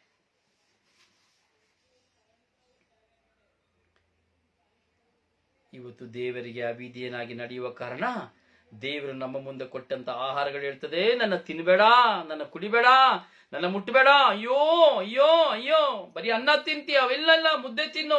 ಅನ್ನ ಹೇಳ್ತದೆ, ಗಂಜಿ ನನ್ನ ತಿನ್ಬೇಡ, ನನ್ನ ತಿನ್ಬೇಡ. ಮಾಂಸ ಹೇಳ್ತದೆ, ನನ್ನ ತಿನ್ಬೇಡ, ನನ್ನ ತಿನ್ಬೇಡ. ಚಿಕನ್ ಹೇಳ್ತದೆ, ನನ್ನ ತಿನ್ಬೇಡ ತಿನ್ಬೇಡ. ಫಿಶ್ ಹೇಳ್ತದೆ, ನನ್ನ ತಿನ್ಬೇಡ ತಿನ್ಬೇಡ. ಒಳ್ಳೆ ಫ್ಯಾಟ್ ದುಕ್ಕೂರು ಹಂದಿ ಮಾಂಸ ಹೇಳ್ತದೆ, ನನ್ನ ತಿನ್ಬೇಡ ತಿನ್ಬೇಡ. ಕುಡಿಬೇಡ ಕುಡಿಬೇಡ. ಯಾಕೆ? ದೇಹ ಎಕ್ಸೆಪ್ಟ್ ಮಾಡ್ಕೊಳ್ಳೋದಿಲ್ಲ. ತಿಂದ್ರೆ ಸತ್ತೋಗ್ತೀನಿ ಬೇಗ. ಕೆಲವು ಸಾರಿ ನೀರು ಹೇಳ್ತದೆ, ಕುಡಿಬೇಡ ಕುಡಿಬೇಡ ಎಂಬುದಾಗಿ. ಇದೆಲ್ಲ ಏನು? ದೇವರಿಂದ ಬರುವಂಥದ್ದು.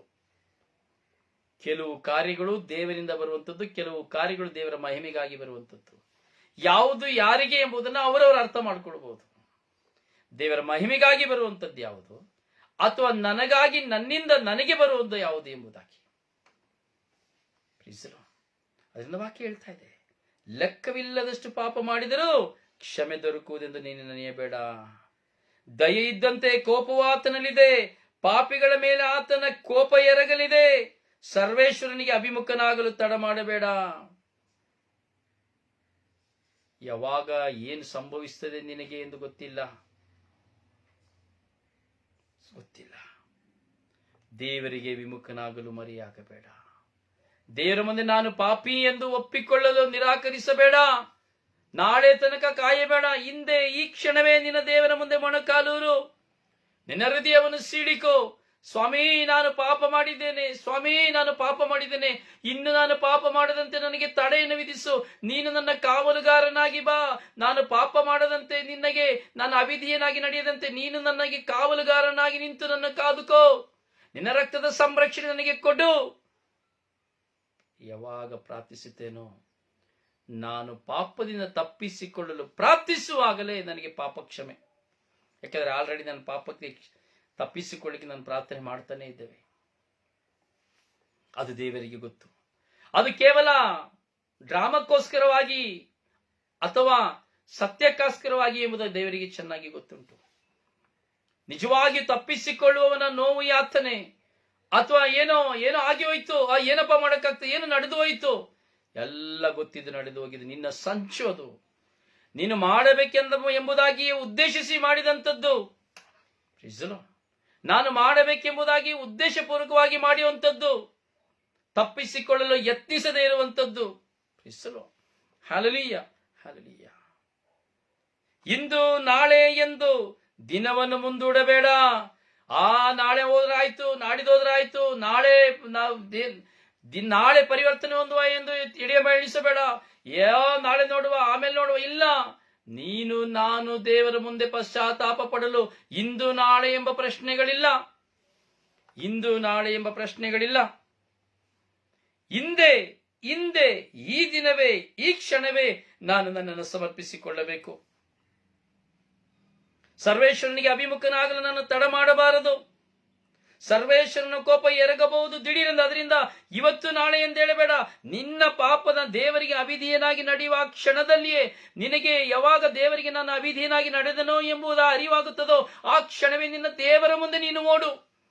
ನಿನ್ನ ದೇವರ ಮುಂದೆ ಓಡಿ ನಿನ್ನ ಪಾಪಕ್ಕೆ ನಿನ್ನ ಪ್ರಾಯಶ್ಚಿತ್ತವನ್ನು ಪಡು. ನಾಳೆ ಎಂದು ಕಾದು ಕುಳಿತುಕೊಳ್ಳಬೇಡ. ಅಂದರೆ ಯಾವ ಕ್ಷಣದಲ್ಲಿ ನಿನ್ನ ಮೇಲೆ ದಿಢೀರ್ ಎಂಬುದಾಗಿ, ಯಾವ ಕ್ಷಣದಲ್ಲಿ ನಿನ್ನಲ್ಲಿ ಮಾರಕವಾದದ್ದು ನಿನ್ನನ್ನು ಆವರಿಸಿಕೊಳ್ಳಬಹುದು, ನಿನ್ನ ಕುಟುಂಬವನ್ನು ಆವರಿಸಿಕೊಳ್ಳಬಹುದು. ಪ್ರೀಸಲೋ. ನೀನು ಹಾಳಾಗಿ ಹೋಗುವೆ. ಮುಯ್ಯಿ ತೀರಿಸುವ ದಿನದೊಂದು.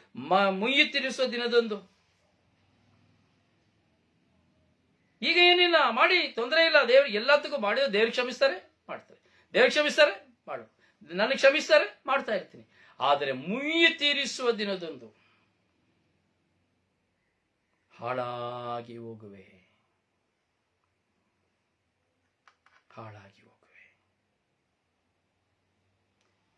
ಹೌದು ಪ್ರಿಯ ಸಹೋದರನೇ, ಸಹೋದರಿಯೇ. ಅದರಿಂದ ಮನಸ್ಸಿಡಬೇಡ ಅನ್ಯಾಯದ ಗಳಿಕೆಯಲ್ಲಿ. ಆದ್ದರಿಂದ ಯಾವ ಲಾಭವಿರದು ವಿನಾಶದ ದಿನದಲ್ಲಿ. ಪ್ರಿಯರೇ, ಸಿರಿತನ, ಸೊಕ್ಕು ನಮ್ಮನ್ನು ದೇವರಿಂದ ದೂರ ಮಾಡುತ್ತದೆ. ಸಿರಿತನ, ಸೊಕ್ಕಿನಿಂದ ಬರುವಂತಹ ಅಹಂಕಾರ ದೇವರಿಂದ ನಮ್ಮನ್ನು ದೂರ ಮಾಡುತ್ತದೆ. ಆ ಸೊಕ್ಕಿನಿಂದ ಬರುವ, ಅಹಂಕಾರದಿಂದ ಬರುವಂತಹ ನಾನತ್ವ ನಮ್ಮ ಜೀವನವನ್ನು ನಾಶ ಮಾಡುತ್ತದೆ. ದೇವರ ಅವಿಧೇಯತೆಯ ಆ ದಿನಗಳು ನಮ್ಮ ಮೇಲೆ ಎರಗುವಾಗ ಪ್ರಿಯರೇ, ನಮ್ಮ ಜೀವನ ಬೆಂಕಿಗೆಲ್ಲ, ಗಾಳಿಗೆ ಆರಿ ಹೋದ ದೀಪದಂತೆ ಆರಿ ಹೋಗುತ್ತದೆ. ಯೋಚನೆ ಮಾಡುವ. ನಮ್ಮ ಜೀವಿತದಲ್ಲಿ ನಾವು ಅನೇಕ ಪಾಪಗಳನ್ನು ಮಾಡಿದ್ದೇವೆ. ನಾನು ಏನು ಪಾಪ ಮಾಡ್ತೇವೆ ಎಂದು ಗೊತ್ತಿದೆ ನಾವು ಪಾಪ ಮಾಡುವಂಥದ್ದು. ಯಾವ ಮನುಷ್ಯನು ಗೊತ್ತಿಲ್ಲದೆ ಪಾಪ ಮಾಡಿದ್ದೆ ಅಂತ ಹೇಳುವುದು ಸುಳ್ಳು, ಅಪ್ಪಟ ಸುಳ್ಳು. ಎಲ್ಲ ಮನುಷ್ಯನು ಗೊತ್ತಿದ್ದೇ ಪಾಪ ಮಾಡುವಂಥದ್ದು, ಅರಿತೇ ಪಾಪ ಮಾಡುವಂಥದ್ದು. ನಾನು ಹೇಳ್ತಾ ಇದ್ದೀನಿ ಮತ್ತೆ, ಪಾಪ ಎಂದರೆ ಕೇವಲ ಒಂದು ವಿಷಯವಲ್ಲ. ದೇವರಿಗೆ ಅವಿಧೇಯರಾಗಿ ನಡೆಯುವಂಥದ್ದೆಲ್ಲವೂ ಪಾಪವೇ. ದೇವರು ಮಾಡಬಾರದು ಎಂದು ಹೇಳಿದೆಲ್ಲವನ್ನು ಮಾಡುವಾಗ ಪಾಪವೇ. ಈ ಮರದ ಹಣ್ಣನ್ನು ತಿನ್ನಬೇಡ ಎಂದು ಹೇಳಿದರು, ಅಷ್ಟೇ, ತಿಂದರು, ಅದು ಪಾಪ ಅಷ್ಟೇ. ಇನ್ನೇನಿಲ್ಲ. ಪಾಪ ಅಂದ್ರೆ ಉದ್ದವಾಗಿ ಎಳೆಯೋದು ಬೇಕಾಗಿಲ್ಲ. ಎಲ್ಲರ ಜೀವನದಲ್ಲಿ ಒಂದೇ. ಪಾಪ ಅಂದ್ರೆ ಒಂದು ಹೆಣ್ಣಿನ ಜೊತೆ ಗಂಡಿನ ಜೊತೆ ಇದ್ಬಿಟ್ರೆ ಮಾತ್ರ ಪಾಪ ಇಲ್ಲ. ಇದಕ್ಕೆ ಭಯ. ಕೆಲವರು ಹೇಳುದು, ಪಾಪದ ಬಗ್ಗೆ ಯಾಕೆ ಮಾತಾಡ್ತೀಯ? ಪಾಪದ ಬಗ್ಗೆ ಲಬಲಬ ಬಡ್ಕೊಳ್ತಾರೆ, ಲಬಲಬ ಬಡ್ಕೊಳ್ತಾರೆ, ಪಾಪದ ಬಗ್ಗೆ ಮಾತಾಡಬೇಡ ಅಂತೇಳಿ. ಅಲ್ಲ ಕಣ್ರಯ್ಯ, ಒಂದು ಯೋಚನೆ ಮಾಡಿ ನೋಡಿ, ಪಾಪದ ಬಗ್ಗೆನೇ ಒಬ್ಬ ವ್ಯಕ್ತಿ ಮಾತಾಡಿ ಒಬ್ಬ ಮನುಷ್ಯನಿಗೆ ಪರಿವರ್ತನೆಗೆ ಕರೆ ಕೊಡ್ಲಿಲ್ಲ ಅಂದ್ರೆ, ನೀನು ಶುಶ್ರೂಷಕನಾಗಿ, ಯಾಜಕನಾಗಿ, ಸಭಾಪಾಲಕನಾಗಿ, ಮಿಷನರಿಯಾಗಿ, ಪಾಸ್ಟರ್ ಆಗಿ ಏನು ಪ್ರಯೋಜನ? ಏನಾದ್ರೂ ಪ್ರಯೋಜನ ಇದೆಯಾ? ನೋಡಿ, ಪಾಪದ ಬಗ್ಗೆ ಮಾತಾಡೋರ ಹತ್ರ ಯಾರು ಬರೋದಿಲ್ಲ ಸೆಷನ್ ಕೇಳಲಿಕ್ಕೆ, ವಚನ ಕೇಳಲಿಕ್ಕೆ, ವರ್ಡ್ ಆಫ್ ಗಾಡ್ ಕೇಳಲಿಕ್ಕೆ. ಯಾರು ಪಾಪದ ಬಗ್ಗೆ ಮಾತಾಡೋದಿಲ್ವೋ, ಪಾಪವನ್ನು ಕುರಿತು ಭಯಪಡಿಸೋದಿಲ್ವೋ, ಅವರ ಬಳಿ ಸಾವಿರಾರು ಜನ ಹೋಗಿ ಸೇರ್ಕೊಳ್ತಾರೆ. ಯಾಕೆಂದ್ರೆ ಅವ್ರು ಕಠಿಣವಾಗಿ ಏನು ಹೇಳೋದಿಲ್ಲ, ಅವ್ರು ಸರಳವಾಗಿ ಹೇಳ್ತಾರೆ, ಪಾಪ ಮಾಡಬೇಡಿ, ಪಾಪ ಮಾಡಬೇಡಿ, ನಿಮಗೆಲ್ಲ ಗೊತ್ತುಂಟು, ಯಾವುದು ಸರಿ ತಪ್ಪು ಅಂತ ನಿಮಗೆ ಚೆನ್ನಾಗಿ ಗೊತ್ತುಂಟು, ಅದರಿಂದ ಪಾಪ ಮಾಡಬೇಡಿ, ಕ್ಷಮೆ ಕೇಳಿ, ಮುಗಿದಾಯ್ತು. ಆದರೆ ಪಾಪದ ಪರಿಣಾಮವೇನು? ನೀನು ಕ್ಷಮೆ ಕೇಳದಿದ್ದರೆ, ನೀನು ಪರಿವರ್ತನೆ ಹೊಂದಿದರೆ, ನಿನ್ನ ಮೇಲೆ ಪಾಪದ ಪರಿಣಾಮ ಹೇಗೆ ಬೀರುತ್ತದೆ? ನಿನ್ನ ಜೀವಿತದಲ್ಲಿ ಈ ಸಮಸ್ಯೆಗೆ ಏನು ಕಾರಣ? ನಿನ್ನ ಜೀವಿತದಲ್ಲಿ ರೋಗಕ್ಕೆ ಏನು ಕಾರಣ? ನಿನ್ನ ಜೀವಿತದಲ್ಲಿ ದಾರಿದ್ರ್ಯಕ್ಕೆ ಏನು ಕಾರಣ? ನಿನ್ನ ಜೀವಿತದಲ್ಲಿ ನಡೆದು ಹೋಗುವಂತ ಈ ಘಟನೆಗಳಿಗೆ ಏನು ಕಾರಣ? ಪಾಪದ ಪರಿಣಾಮ ಏನು? ಇವುಗಳ ಅರಿವು ನಮಗೆ ಮೂಡಬೇಕು. ಈ ಅರಿವುಗಳು ಮೂಡದೆಯೇ ಹೇಗೆ ಗೊತ್ತಾಗುತ್ತದೆ ಪಾಪದ ಅರಿವು? ಹೌದಪ್ಪ, ದೇವರು ಪ್ರೀತಿಸ್ತಾರೆ, ಖಂಡಿತವಾಗಿ ಪ್ರೀತಿಸ್ತಾರೆ. ದೇವರು ಕ್ಷಮಿಸ್ತಾರೆ, ಖಂಡಿತವಾಗಿ ಕ್ಷಮಿಸ್ತಾರೆ. ಯಾವಾಗ? ಯಾವಾಗ? ದಿನ ಅದೇ ಹೇಳಿದಲ್ಲ, ನೆನ್ನೆ ಮಾಡಿದೆ, ಮೊನ್ನೆನ ಅದೇ ಮಾಡಿದೆ, ಆಚೆ ಮೊನ್ನೆನ ಅದೇ ಮಾಡಿದೆ, ಇವತ್ತು ಅದೇ ಮಾಡ್ತಾರೆ, ದೇವರು ಕ್ಷಮಿಸ್ತಾರೆ. ಅಲ್ಲಿ ಪ್ರಬೋಧಕ ಹೇಳ್ತಾನೆ, ಪಾಸ್ಟರ್ ಹೇಳ್ತಾನೆ, ಸಭಾಪಾಲಕ ಹೇಳ್ತಾನೆ, ಶುಭ ಸಂದೇಶ ಸಾರರು ಹೇಳ್ತಾರೆ, ಯಾಜಕ ಹೇಳ್ತಾರೆ, ಕ್ಷಮಿಸ್ಬಿಡ್ತಾರೆ, ದೇವರು ಕ್ಷಮಿಸ್ತಾರೆ. ಹೋಗಪ್ಪ, ಏನಿಲ್ಲ, ಹೋಗಪ್ಪ, ಕ್ಷಮಿಸ್ಬಿಡು. ದುಂದುಗಾರ ಮಗನ ಕ್ಷಮಿಸ್ಲಿಲ್ವಾ? ಇನ್ನ ಕ್ಷಮಿಸ್ತಾರೆ. ಅಯ್ಯ, ಆ ದುಂದುಗಾರನ ಜೀವನವನ್ನ ನಾವು ಯೋಚನೆ ಮಾಡಿದ್ದೇವಾ? ಅವನ ಪರಿವರ್ತನೆಯನ್ನು ನಾವು ಯೋಚನೆ ಮಾಡಿದ್ದೇವಾ? ಅವನು ಯಾವ ವಿಧದಲ್ಲಿ ಪಶ್ಚಾತ್ತಾಪ ಪಟ್ಟ ಎಂಬುದಾಗಿ ಯೋಚನೆ ಮಾಡಿದ್ದೇವಾ? ಅವನು ತಾನು ತಪ್ಪು ಮಾಡಿದೆ, ಪಾಪ ಮಾಡಿದೆ ಎಂದು ಓಡಿ ಬರುವಾಗ ಅಲ್ಲಿ ದುಂದುಗಾರ ತಂದೆ ಮನುಷ್ಯನಲ್ಲ, ದೇವರು, ಬೇರೆ ಯಾರು ಅಲ್ಲ. ಅಲ್ಲಿ ಸೂಚಿಸುವಂತದ್ದು ದುಂದುಗಾರ ತಂದೆಯ ಸ್ಥಾನ ದೇವರು. ಯಾವಾಗ ದೇವರ ಬಳಿ ಒಬ್ಬ ಮನುಷ್ಯ ತಾನು ತಪ್ಪು ಮಾಡಿದ ಅರಿವಿನಿಂದ ದೇವರೇ ನನ್ನನ್ನು ಕ್ಷಮಿಸು ಎಂದು ಹೇಳಿ ಓಡುತ್ತಾನೋ, ಆ ಓಡುವಾಗಲೇ ದೇವರು ನೀನು 10 ಹೆಜ್ಜೆಯನ್ನಿಟ್ಟು ಮುಂದೆ ಓಡಿ ಬರುವಾಗ ದೇವರು 50 ಹೆಜ್ಜೆಯನ್ನು ಮುಂದಿಟ್ಟು ನಿನ್ನನ್ನು ನನ್ನನ್ನು ಓಡಿ ಅಪ್ಪಿಕೊಳ್ಳುತ್ತಾರೆ. ಯಾಕೆ? ಅವನು ಕುತ್ಕೊಂಡು ಯೋಚನೆ ಮಾಡಿದ, ಅಯ್ಯೋ ನಾನು ಮಾಡಿದ ತಪ್ಪಲ್ವಾ, ಇನ್ನು ನಾನು ಮಾಡಬಾರದು, ಇನ್ನು ನನ್ನ ಮನೆಯಲ್ಲಿ ಯಜಮಾನನಾಗಿ ಅಲ್ಲ, ನಾನು ಹಾಳಾಗಿ ಹೋಗುತ್ತೇನೆ ಎಂಬ ಎಷ್ಟರ ಮಟ್ಟಿಗೆ ತನ್ನನ್ನು ತಗ್ಗಿಸಿಕೊಂಡ. ಅಷ್ಟರ ಮಟ್ಟಿಗೆ ತನ್ನ ಪಾಪದ ನಿಮಿತ್ತವಾಗಿ ಅವನು ಪಶ್ಚಾತ್ತಾಪವನ್ನು ಪಟ್ಟ. ಇದು ಪರಿವರ್ತನೆ. ಸುಮ್ಮನೆ ದುಂದುಗಾರನ ಮಗನ ಸಾಮತಿ, ದುಂದುಗಾರನ ಮಗನ ಸಾಮಿತಿ, ದುಂದುಗಾರನ ಕ್ಷಮಿಸಲಿಲ್ವ ದೇವರು, ನನ್ನ ಕ್ಷಮಿಸ್ತಾರೆ. ಯಾಕೆ? ಇಸ್ಕಾರಿಯೋತ ನನ್ನ ಕ್ಷಮಿಸಬಹುದಾಗಿತ್ತಲ್ಲ. ಇಸ್ಕಾರಿಯೋತ ಯೂದನಿಗೆ ಯಾಕೆ ಕ್ಷಮೆ ಕೊಡ್ಲಿಲ್ಲ? ಯಾಕೆ ಕ್ಷಮೆ ಸಿಕ್ಲಿಲ್ಲ? ಅವನಷ್ಟು ಗೋಳಾಡಿದ್ನಲ್ಲ, ನನ್ನ ಗುರುವನ್ನು ಹಿಡಿದುಕೊಟ್ಟೆ ಎಂಬುದಾಗಿ ಅಷ್ಟು ಗೋಳಾಡಿ ಹೋದ್ನಲ್ಲ. ಯೋಚನೆ ಮಾಡಬೇಕು ಪ್ರಿಯರೇ. ಕೆಲವು ಸಂಗತಿಗಳು ತುಂಬಾ ಆಳಕರವಾದದ್ದು, ಕೆಲವು ಸಂಗತಿಗಳು ತುಂಬಾ ಸರಳವಾದದ್ದು, ಕೆಲವು ಸಂಗತಿಗಳು ತುಂಬಾ ತೀಕ್ಷ್ಣವಾದದ್ದು. ವಾಕ್ಯಗಳನ್ನ ಕೇವಲ ನಮಗೆ ಸರಿಯೊಂದುವಾಗಿ ಟಿಕ್ ಮಾರ್ಕ್ ಮಾಡ್ಕೊಂಡ್ರೆ ಇಲ್ಲ, ಹಾಗೆ ಮಾಡ್ಕೊಳ್ಳುವಾಗಿಲ್ಲ. ನನಗೆ ಸ್ವಂತವಾಗಿ ತೆಗೆದುಕೊಳ್ಬೇಕು ವಾಕ್ಯಗಳನ್ನ, ನನಗೆ ಸ್ವಂತವಾಗಿ ತೆಗೆದುಕೊಳ್ಬೇಕು ವಾಕ್ಯಗಳನ್ನ. ಪಾಪದಿಂದ ತಪ್ಪಿಸಿಕೊಳ್ಳಿಕ್ಕೆ ನಾನು ಪ್ಲಾನ್ ಮಾಡಬೇಕು, ಪಾಪ ಮಾಡ್ಲಿಕ್ಕೆ ಪ್ಲಾನ್ ಮಾಡೋದಲ್ಲ. ಇವತ್ತು ನಾವೇನ್ ಮಾಡ್ತೇವೆ? ಪಾಪ ಮಾಡೋದಕ್ಕೆ ಪ್ಲಾನ್ ಮಾಡ್ತೇವೆ. ಇಲ್ಲಿ ಮಾಡೋದಾ, ಅಲ್ಲಿ ಮಾಡೋದಾ, ಅಲ್ಲಿ ಹೋಗುವ, ಇಲ್ಲಿ ಹೋಗುವ, ಅದು ಮಾಡುವ, ಇದು ಮಾಡುವ, ಅದನ್ನ ಹೇಗೆ ಸಂಪಾದನೆ ಮಾಡೋದು, ಇದನ್ನ ಹೇಗೆ ಸಂಪಾದನೆ ಮಾಡೋದು, ಇವನಿಗೆ ಹೇಗೆ ಮೋಸ ಮಾಡೋದು, ಇವನ ಹತ್ರ ಹೇಗೆ ದುಡ್ಡು ಮಾಡೋದು, ಅವನ್ನ ಹೇಗೆ ಕೊಲೆ ಮಾಡೋದು, ಅವನ್ನ ಹೇಗೆ ಒಡೆಯೋದು, ಅವ್ರ ಕುಟುಂಬನ ಹೇಗೆ ಛಿದ್ರ ಮಾಡೋದು, ಗಂಡ ಹೆಂಡತಿರನ್ನ ಹೇಗೆ ದೂರ ಮಾಡೋದು, ಆ ಗುರುಗಳ ಬಗ್ಗೆ ಏನ್ ಮಾಡೋದು, ಈ ಸ್ವಾಮಿಯರ ಬಗ್ಗೆ ಏನ್ ಮಾಡೋದು, ಧರ್ಮಾಧ್ಯಕ್ಷರ ಬಗ್ಗೆ ಏನ್ ಮಾಡೋದು, ಆ ಪಾಸ್ಟರ್ನ ಏನ್ ಮಾಡೋದು, ಈ ಸಭಾಪಾಲಕನ ಏನ್ ಮಾಡೋದು, ಆ ಶುಶ್ರೂಷೆ ಮಾಡೋನ ಏನ್ ಮಾಡಬಹುದು, ಎಲ್ಲ ಪ್ಲಾನಿಂಗ್ ಪ್ಲಾನಿಂಗ್ ಪ್ಲಾನಿಂಗ್. ನಾಶ ಮಾಡೋ ಪ್ಲಾನಿಂಗ್, ಪಾಪ ಮಾಡೋ ಪ್ಲಾನಿಂಗ್. ಯಾರು ಪಾಪ ಮಾಡೋ ಪ್ಲಾನಿಂಗ್ ಎಲ್ಲರೂ ಮಾಡ್ತಾ ಇದ್ದೇವೆ ಹೊರತು ಆ ಪಾಪ ಮಾಡದೇ ಇರಲಿಕ್ಕೆ ಪ್ಲಾನ್ ಯಾರು ಮಾಡ್ತಾ ಇಲ್ಲ. ಯೋಚನೆ ಮಾಡಿ. ಸ್ವಾಮಿ ಗುಣಪಡಿಸಿದ್ರು, ಆ ವ್ಯಭಿಚಾರ ಸ್ತ್ರೀಯು ಸಹ ನಾನು ನೋಡ್ತೀನಿ, ಸಿಕ್ಕಿಬಿದ್ದಾಗ ಹೇಳಿದ್ರು, ಎಲ್ಲರೂ ಕಲ್ಲಿಂದ ಹೊಡೆಯಕ್ಕೆ ಬಂದ್ರು. ಯೇಸು ಹೇಳಿದ್ರು, ಯಾರು ಪಾಪ ಮಾಡಿಲ್ಲ ಅವ್ರು ಮೊದಲು ಅವಳ ಮೇಲೆ ಕಲ್ಲು ಹಾಕ್ಬಿಡಿ. ಎಲ್ಲ ಹೋಗ್ಬಿಟ್ರು. ಯೇಸು ಮತ್ತೆ, ಯಾರು ನೀನು ಏನು ಮಾಡ್ಲಿಲ್ವಾ? ಇಲ್ಲಮ್ಮ, ಏನು ಮಾಡ್ಲಿಲ್ಲಪ್ಪ. ಸರಿ ಹೋಗು, ಆದ್ರೆ ಒಂದು, ಇನ್ನು ಪಾಪ ಮಾಡಬೇಡ, ಹೋಗು.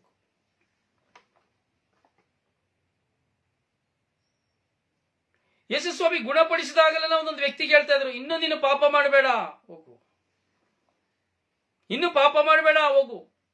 ಯಾಕಂದ್ರೆ ಯೇಸು ಸ್ವಾಮಿ ಯಾಕೆ ಹೇಳ್ತಾ ಇದಂದ್ರೆ, ನಿನ್ನ ಜೀವಿತದಲ್ಲಿ ಬಂದಂತಹ ಈ ಎಲ್ಲ ಅವಸ್ಥೆಗಳು ನಿನ್ನ ಪಾಪದ ನಿಮಿತ್ತವಾಗಿ.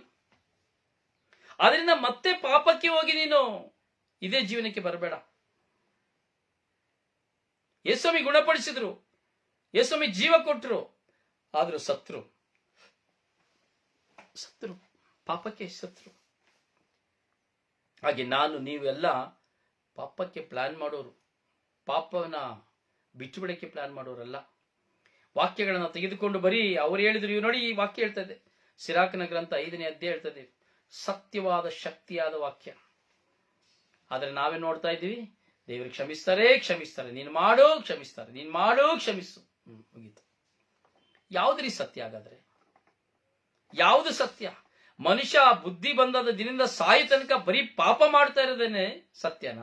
ಅಥವಾ ಸಾಯ ತನಕ ನೀನು ಪಾಪ ಮಾಡಿ ಸಾಯೋ ಸಮಯದಲ್ಲೂ ಪಾಪ ಮಾಡಿ ಸಾಯುವಾಗ ಯೇಸುಸ್ವಾಮಿ ನಿನ್ನ ರಕ್ತದಿಂದ ತೊಳಿತಾರೆ ಅನ್ನೋ ಸತ್ಯನ? ಆದ್ರೆ ಯೇಸುಸ್ವಾಮಿ ರಕ್ತ ನಿನ್ನ ಪಾಪನ ತೊಳಿಲಿಕ್ಕೋಸ್ಕರ ಈ ಲೋಕಕ್ಕೆ ಬಂದಿದೆ. ಹೌದು, ಯೇಸುವಿನ ರಕ್ತವು ನಮ್ಮ ಪಾಪಗಳನ್ನು ತೊಳೆಯುವುದಕ್ಕಾಗಿಯೇ. 100 ಶತಮಾನ ಯೇಸು ನಮಗಾಗಿ ಮರಣ ಹೊಂದಿದ್ದ ನಮ್ಮ ಪಾಪಗಳ ದೆಸೆಯಿಂದ, ನಮ್ಮನ್ನು ತಮ್ಮ ರಾಜ್ಯದಲ್ಲಿ ಸೇರಿಸಿಕೊಳ್ಳುವ ದೆಸೆಯಿಂದ. ಆದರೆ ನಾನು ಪಾಪಕ್ಕೆ ಪ್ರಾಯಶ್ಚಿತ್ತ ಪಡುವಾಗ ಮಾತ್ರವೇ, ಪಾಪವನ್ನು ಬಿಟ್ಟು ಬಿಡುವಾಗ ಮಾತ್ರವೇ, ಕೇವಲ ಪಾಪ ಮಾಡಿ ನೀನು ಪ್ರಾರ್ಥನೆ ಮಾಡುವಾಗ ಯೇಸು ರಕ್ತದಿಂದ ತೊಳೆದರು ಎನ್ನುವುದಾದರೆ ಸುಳ್ಳು. ನೀನು ಪಾಪವನ್ನ ಮಾಡಿ ಅದನ್ನು ಬಿಟ್ಟು ಬಿಡಬೇಕೆಂದು ಪ್ರಯತ್ನಿಸುವಾಗ ಯೇಸುವಿನ ರಕ್ತವು ನನ್ನನ್ನು ತೊಳೆಯಲ್ಪಡುತ್ತದೆ. ಯೇಸುವಿನ ರಕ್ತದಿಂದ ನಮಗೆ ರಕ್ಷಣೆ ಉಂಟಾಗುತ್ತದೆ. ನಾವು ನಿಜವಾದ ದೈವತಾ ಮನುಷ್ಯರಾಗಿ ಮಾರ್ಪಾಡಾಗುತ್ತೇವೆ. ಪಾಪವು ನಮ್ಮಿಂದ ಬಿಟ್ಟು ಹೋಗುತ್ತದೆ. ಪರಿವರ್ತನೆ ನಮ್ಮಲ್ಲಿ ಬದಲಾವಣೆ ಆಗುತ್ತದೆ. ನನ್ನ ಜೀವನ ಬದಲಾವಣೆ ಆಗುತ್ತದೆ, ನಡೆ ಬದಲಾವಣೆ ಆಗುತ್ತದೆ, ನುಡಿ ಬದಲಾವಣೆ ಆಗುತ್ತದೆ. ಯಾವಾಗ? ಯೇಸುವಿನ ರಕ್ತವು ನನ್ನನ್ನು ತೊಳೆಯುವಾಗ. ಯೇಸುವಿನ ರಕ್ತವು ನನ್ನನ್ನು ತೊಳೆಯುವಾಗ ಮಾತ್ರವೇ ನನ್ನ ಜೀವಿತ ಬದಲಾವಣೆ. ಯೇಸುವಿನ ರಕ್ತವು ತೊಳೆಯದೆ ಹೋಗಿದ್ರೆ ನನ್ನ ಜೀವಿತದಲ್ಲಿ ಬದಲಾವಣೆಗಳಿಲ್ಲ. ನೆನ್ನೆ ಇದ್ದಾಗೆ ಇವತ್ತು ಇದ್ದೇನೆ, ಇವತ್ತಿರುವಾಗೆ ನಾಳೆನೂ ಇದ್ದೇನೆ ಎಂಬುದಾದ್ರೆ ಯೇಸುವಿನ ರಕ್ತದಿಂದ ನನಗೆ ಪರಿಶುದ್ಧತೆ ಸಿಕ್ಕಿಲ್ಲ ಅಂತೇಳಿ ಅರ್ಥ. ನನ್ನಲ್ಲಿ ಇನ್ನೂ ಪಾಪವು ನನ್ನೊಳಗೆ ಇದೆ ಎಂಬುದಾದ್ರೆ ಯೇಸುವಿನ ರಕ್ತ ಇನ್ನೂ ನನ್ನನ್ನು ತೊಳೆಯಲಿಲ್ಲ ಎಂಬುದಾಗಿ ಅರ್ಥ. ಎಲ್ಲದಕ್ಕೂ ಯೇಸುವಿನ ರಕ್ತ ತೊಳೆಯಿತು, ಯೇಸುವಿನ ರಕ್ತ ನನ್ನನ್ನು ಶುದ್ಧಗೊಳಿಸಿದೆ ಅಂತ ಹೇಳಿದ್ರೆ ಏನು ಪ್ರಯೋಜನ ಇಲ್ಲ. 100 ಧ್ಯಾನಗಳಿಗೆ ಹೋಗಿ ಯೇಸುವಿನ ರಕ್ತ ತೊಳೆಯಿತು ಅಂತೇಳಿ ನಿನ್ನ ಬಾಯಿನ ತೊಳ್ಕೊಳ್ಳಿಲ್ಲ ಅಂದ್ರೆ, ನಿನ್ನ ಕಣ್ಣನ್ನ ತೊಳ್ಕೊಳ್ಳಿಲ್ಲ ಅಂದ್ರೆ, ನಿನ್ನ ಕ್ರಿಯೆನ ತೊಳ್ಕೊಳ್ಳಿಲ್ಲ ಅಂದ್ರೆ, ನನ್ನ ಅಹಂಕಾರನ ತೊಳ್ಕೊಳ್ಳಿಲ್ಲ ಅಂದ್ರೆ, ನನ್ನ ಅಹಂಭಾವನ ತೊಳ್ಕೊಳ್ಳಿಲ್ಲ ಅಂದ್ರೆ, ನನ್ನಲ್ಲಿರುವಂತಹ ಅವಿಧೇಯತೆಯನ್ನು ತೊಳ್ಕೊಳ್ಳಿಲ್ಲ ಅಂದ್ರೆ, ನನ್ನಲ್ಲಿರುವಂತಹ ಸ್ವಾರ್ಥವನ್ನು ತೊಳ್ಕೊಳ್ಳಿಲ್ಲ ಅಂದ್ರೆ, ನನ್ನಲ್ಲಿರುವಂತಹ ಕಾಮುಕತನವನ್ನು ತೊಳ್ಕೊಳ್ಳಿಲ್ಲ ಅಂದ್ರೆ, ನನ್ನಲ್ಲಿರುವಂತಹ ದರ್ಪವನ್ನು ತೊಳ್ಕೊಳ್ಳಿಲ್ಲ ಅಂದ್ರೆ, ನನ್ನಲ್ಲಿರುವಂತಹ ಸೊಕ್ಕನ ತೊಳ್ಕೊಳ್ಳಿಲ್ಲ ಅಂದ್ಮೇಲೆ ಏನ್ ಪ್ರಯೋಜನ? ಏನು ಪ್ರಯೋಜನ? ಏನು ಪ್ರಯೋಜನವಿಲ್ಲ. ಯಾಕೆಂದ್ರೆ ನಾನು ಸಿದ್ಧನಲ್ಲ. ನನ್ನ ದೃಷ್ಟಿಲಿ ಇಷ್ಟೇ, ದೇವರು ಕರುಣಾಸಾಗರ. ಅಯ್ಯೋ, ದೇವರಿಗೆಲ್ಲ ಗೊತ್ತಪ್ಪ, ದೇವ್ರು ನನ್ನ ಕ್ಷಮಿಸ್ಬಿಡ್ತಾರಪ್ಪ, ಮುಗಿದೋಯ್ತು. ಇಂದು ನಾಳೆ ಎಂದು ದಿನವನ್ನು ಮುಂದೂಡಬೇಡ. ಸರ್ವೇಶ್ವರನ ಕೋಪ ಎರಗಬಹುದು ದಿಢೀರನೆ. ಅದರಿಂದ ನಿನ್ನ ಸಿರಿತನದ ನಿಮಿತ್ತವಾಗಿ, ನಿನ್ನ ಸೊಕ್ಕು ದರ್ಪದ ನಿಮಿತ್ತವಾಗಿ ನಿನ್ನ ಜೀವನಾವಧಿಯನ್ನು ಕಳೆದುಕೊಳ್ಳಬೇಡ ಎಂಬುದಾಗಿ ದೇವರ ವಾಕ್ಯ ನನಗೂ ನಿಮಗೂ ಪ್ರತಿಯೊಬ್ಬರಿಗೆ ಹೇಳ್ತಾ ಇದೆ. ಅದರಿಂದ ಪ್ರಿಯರೇ, ನಮ್ಮ ಸಿರಿತನದಿಂದ ನಾವು ಹೊರಗೆ ಬರುವ, ಆ ಸಿರಿತನದಿಂದ ಉಂಟಾಗುವಂತಹ ಸೊಕ್ಕಿನಿಂದ ನಾವು ಸಾಯುವ, ದಾನ ಧರ್ಮಗಳೊಂದಿಗೆ ದೇವರ ಮಕ್ಕಳಾಗಿ ನಾವು ಜೀವಿಸುವ. ಪ್ರಿಯರೇ, ವಾಕ್ಯಗಳು ಕೇವಲ ಶಬ್ದವಲ್ಲ, ವಾಕ್ಯಗಳು ಜೀವವಾಗಿದೆ. ಅದರಿಂದ ವಾಕ್ಯಗಳನ್ನು ನಾವು ಗೌರವಿಸೋಣ. ವಿಧೇಯತೆಯುಳ್ಳವರಾಗಿ ವಾಕ್ಯಗಳನ್ನು ಕೇಳುತ್ತಾ ಆ ವಾಕ್ಯಗಳನ್ನು ಅನುಸರಿಸಿ ನಿಜವಾಗಿಯೂ ಯೇಸುವಿನ ಪರಿಶುದ್ಧ ರಕ್ತದಲ್ಲಿ ತೊಳೆಯಲ್ಪಟ್ಟು ಹೊಸ ಮನುಷ್ಯರಾಗಿ ನಾವು ಬಾಳಲು ಯತ್ನಿಸುವ ಹಾಗೂ ಪ್ರಾರ್ಥಿಸುವ. ದೇವರು ನಿಮ್ಮನ್ನು ಆಶೀರ್ವದಿಸಲಿ. ನಿಮಗಾಗಿ ಪ್ರಾರ್ಥಿಸುವ ನಿಮ್ಮ ಸೇವಕ ಬ್ರದರ್ ರೊಜಾರಿಯೋ. ಪಾಠ ಹೋಗೋಣ. ಪ್ಲೀಸ್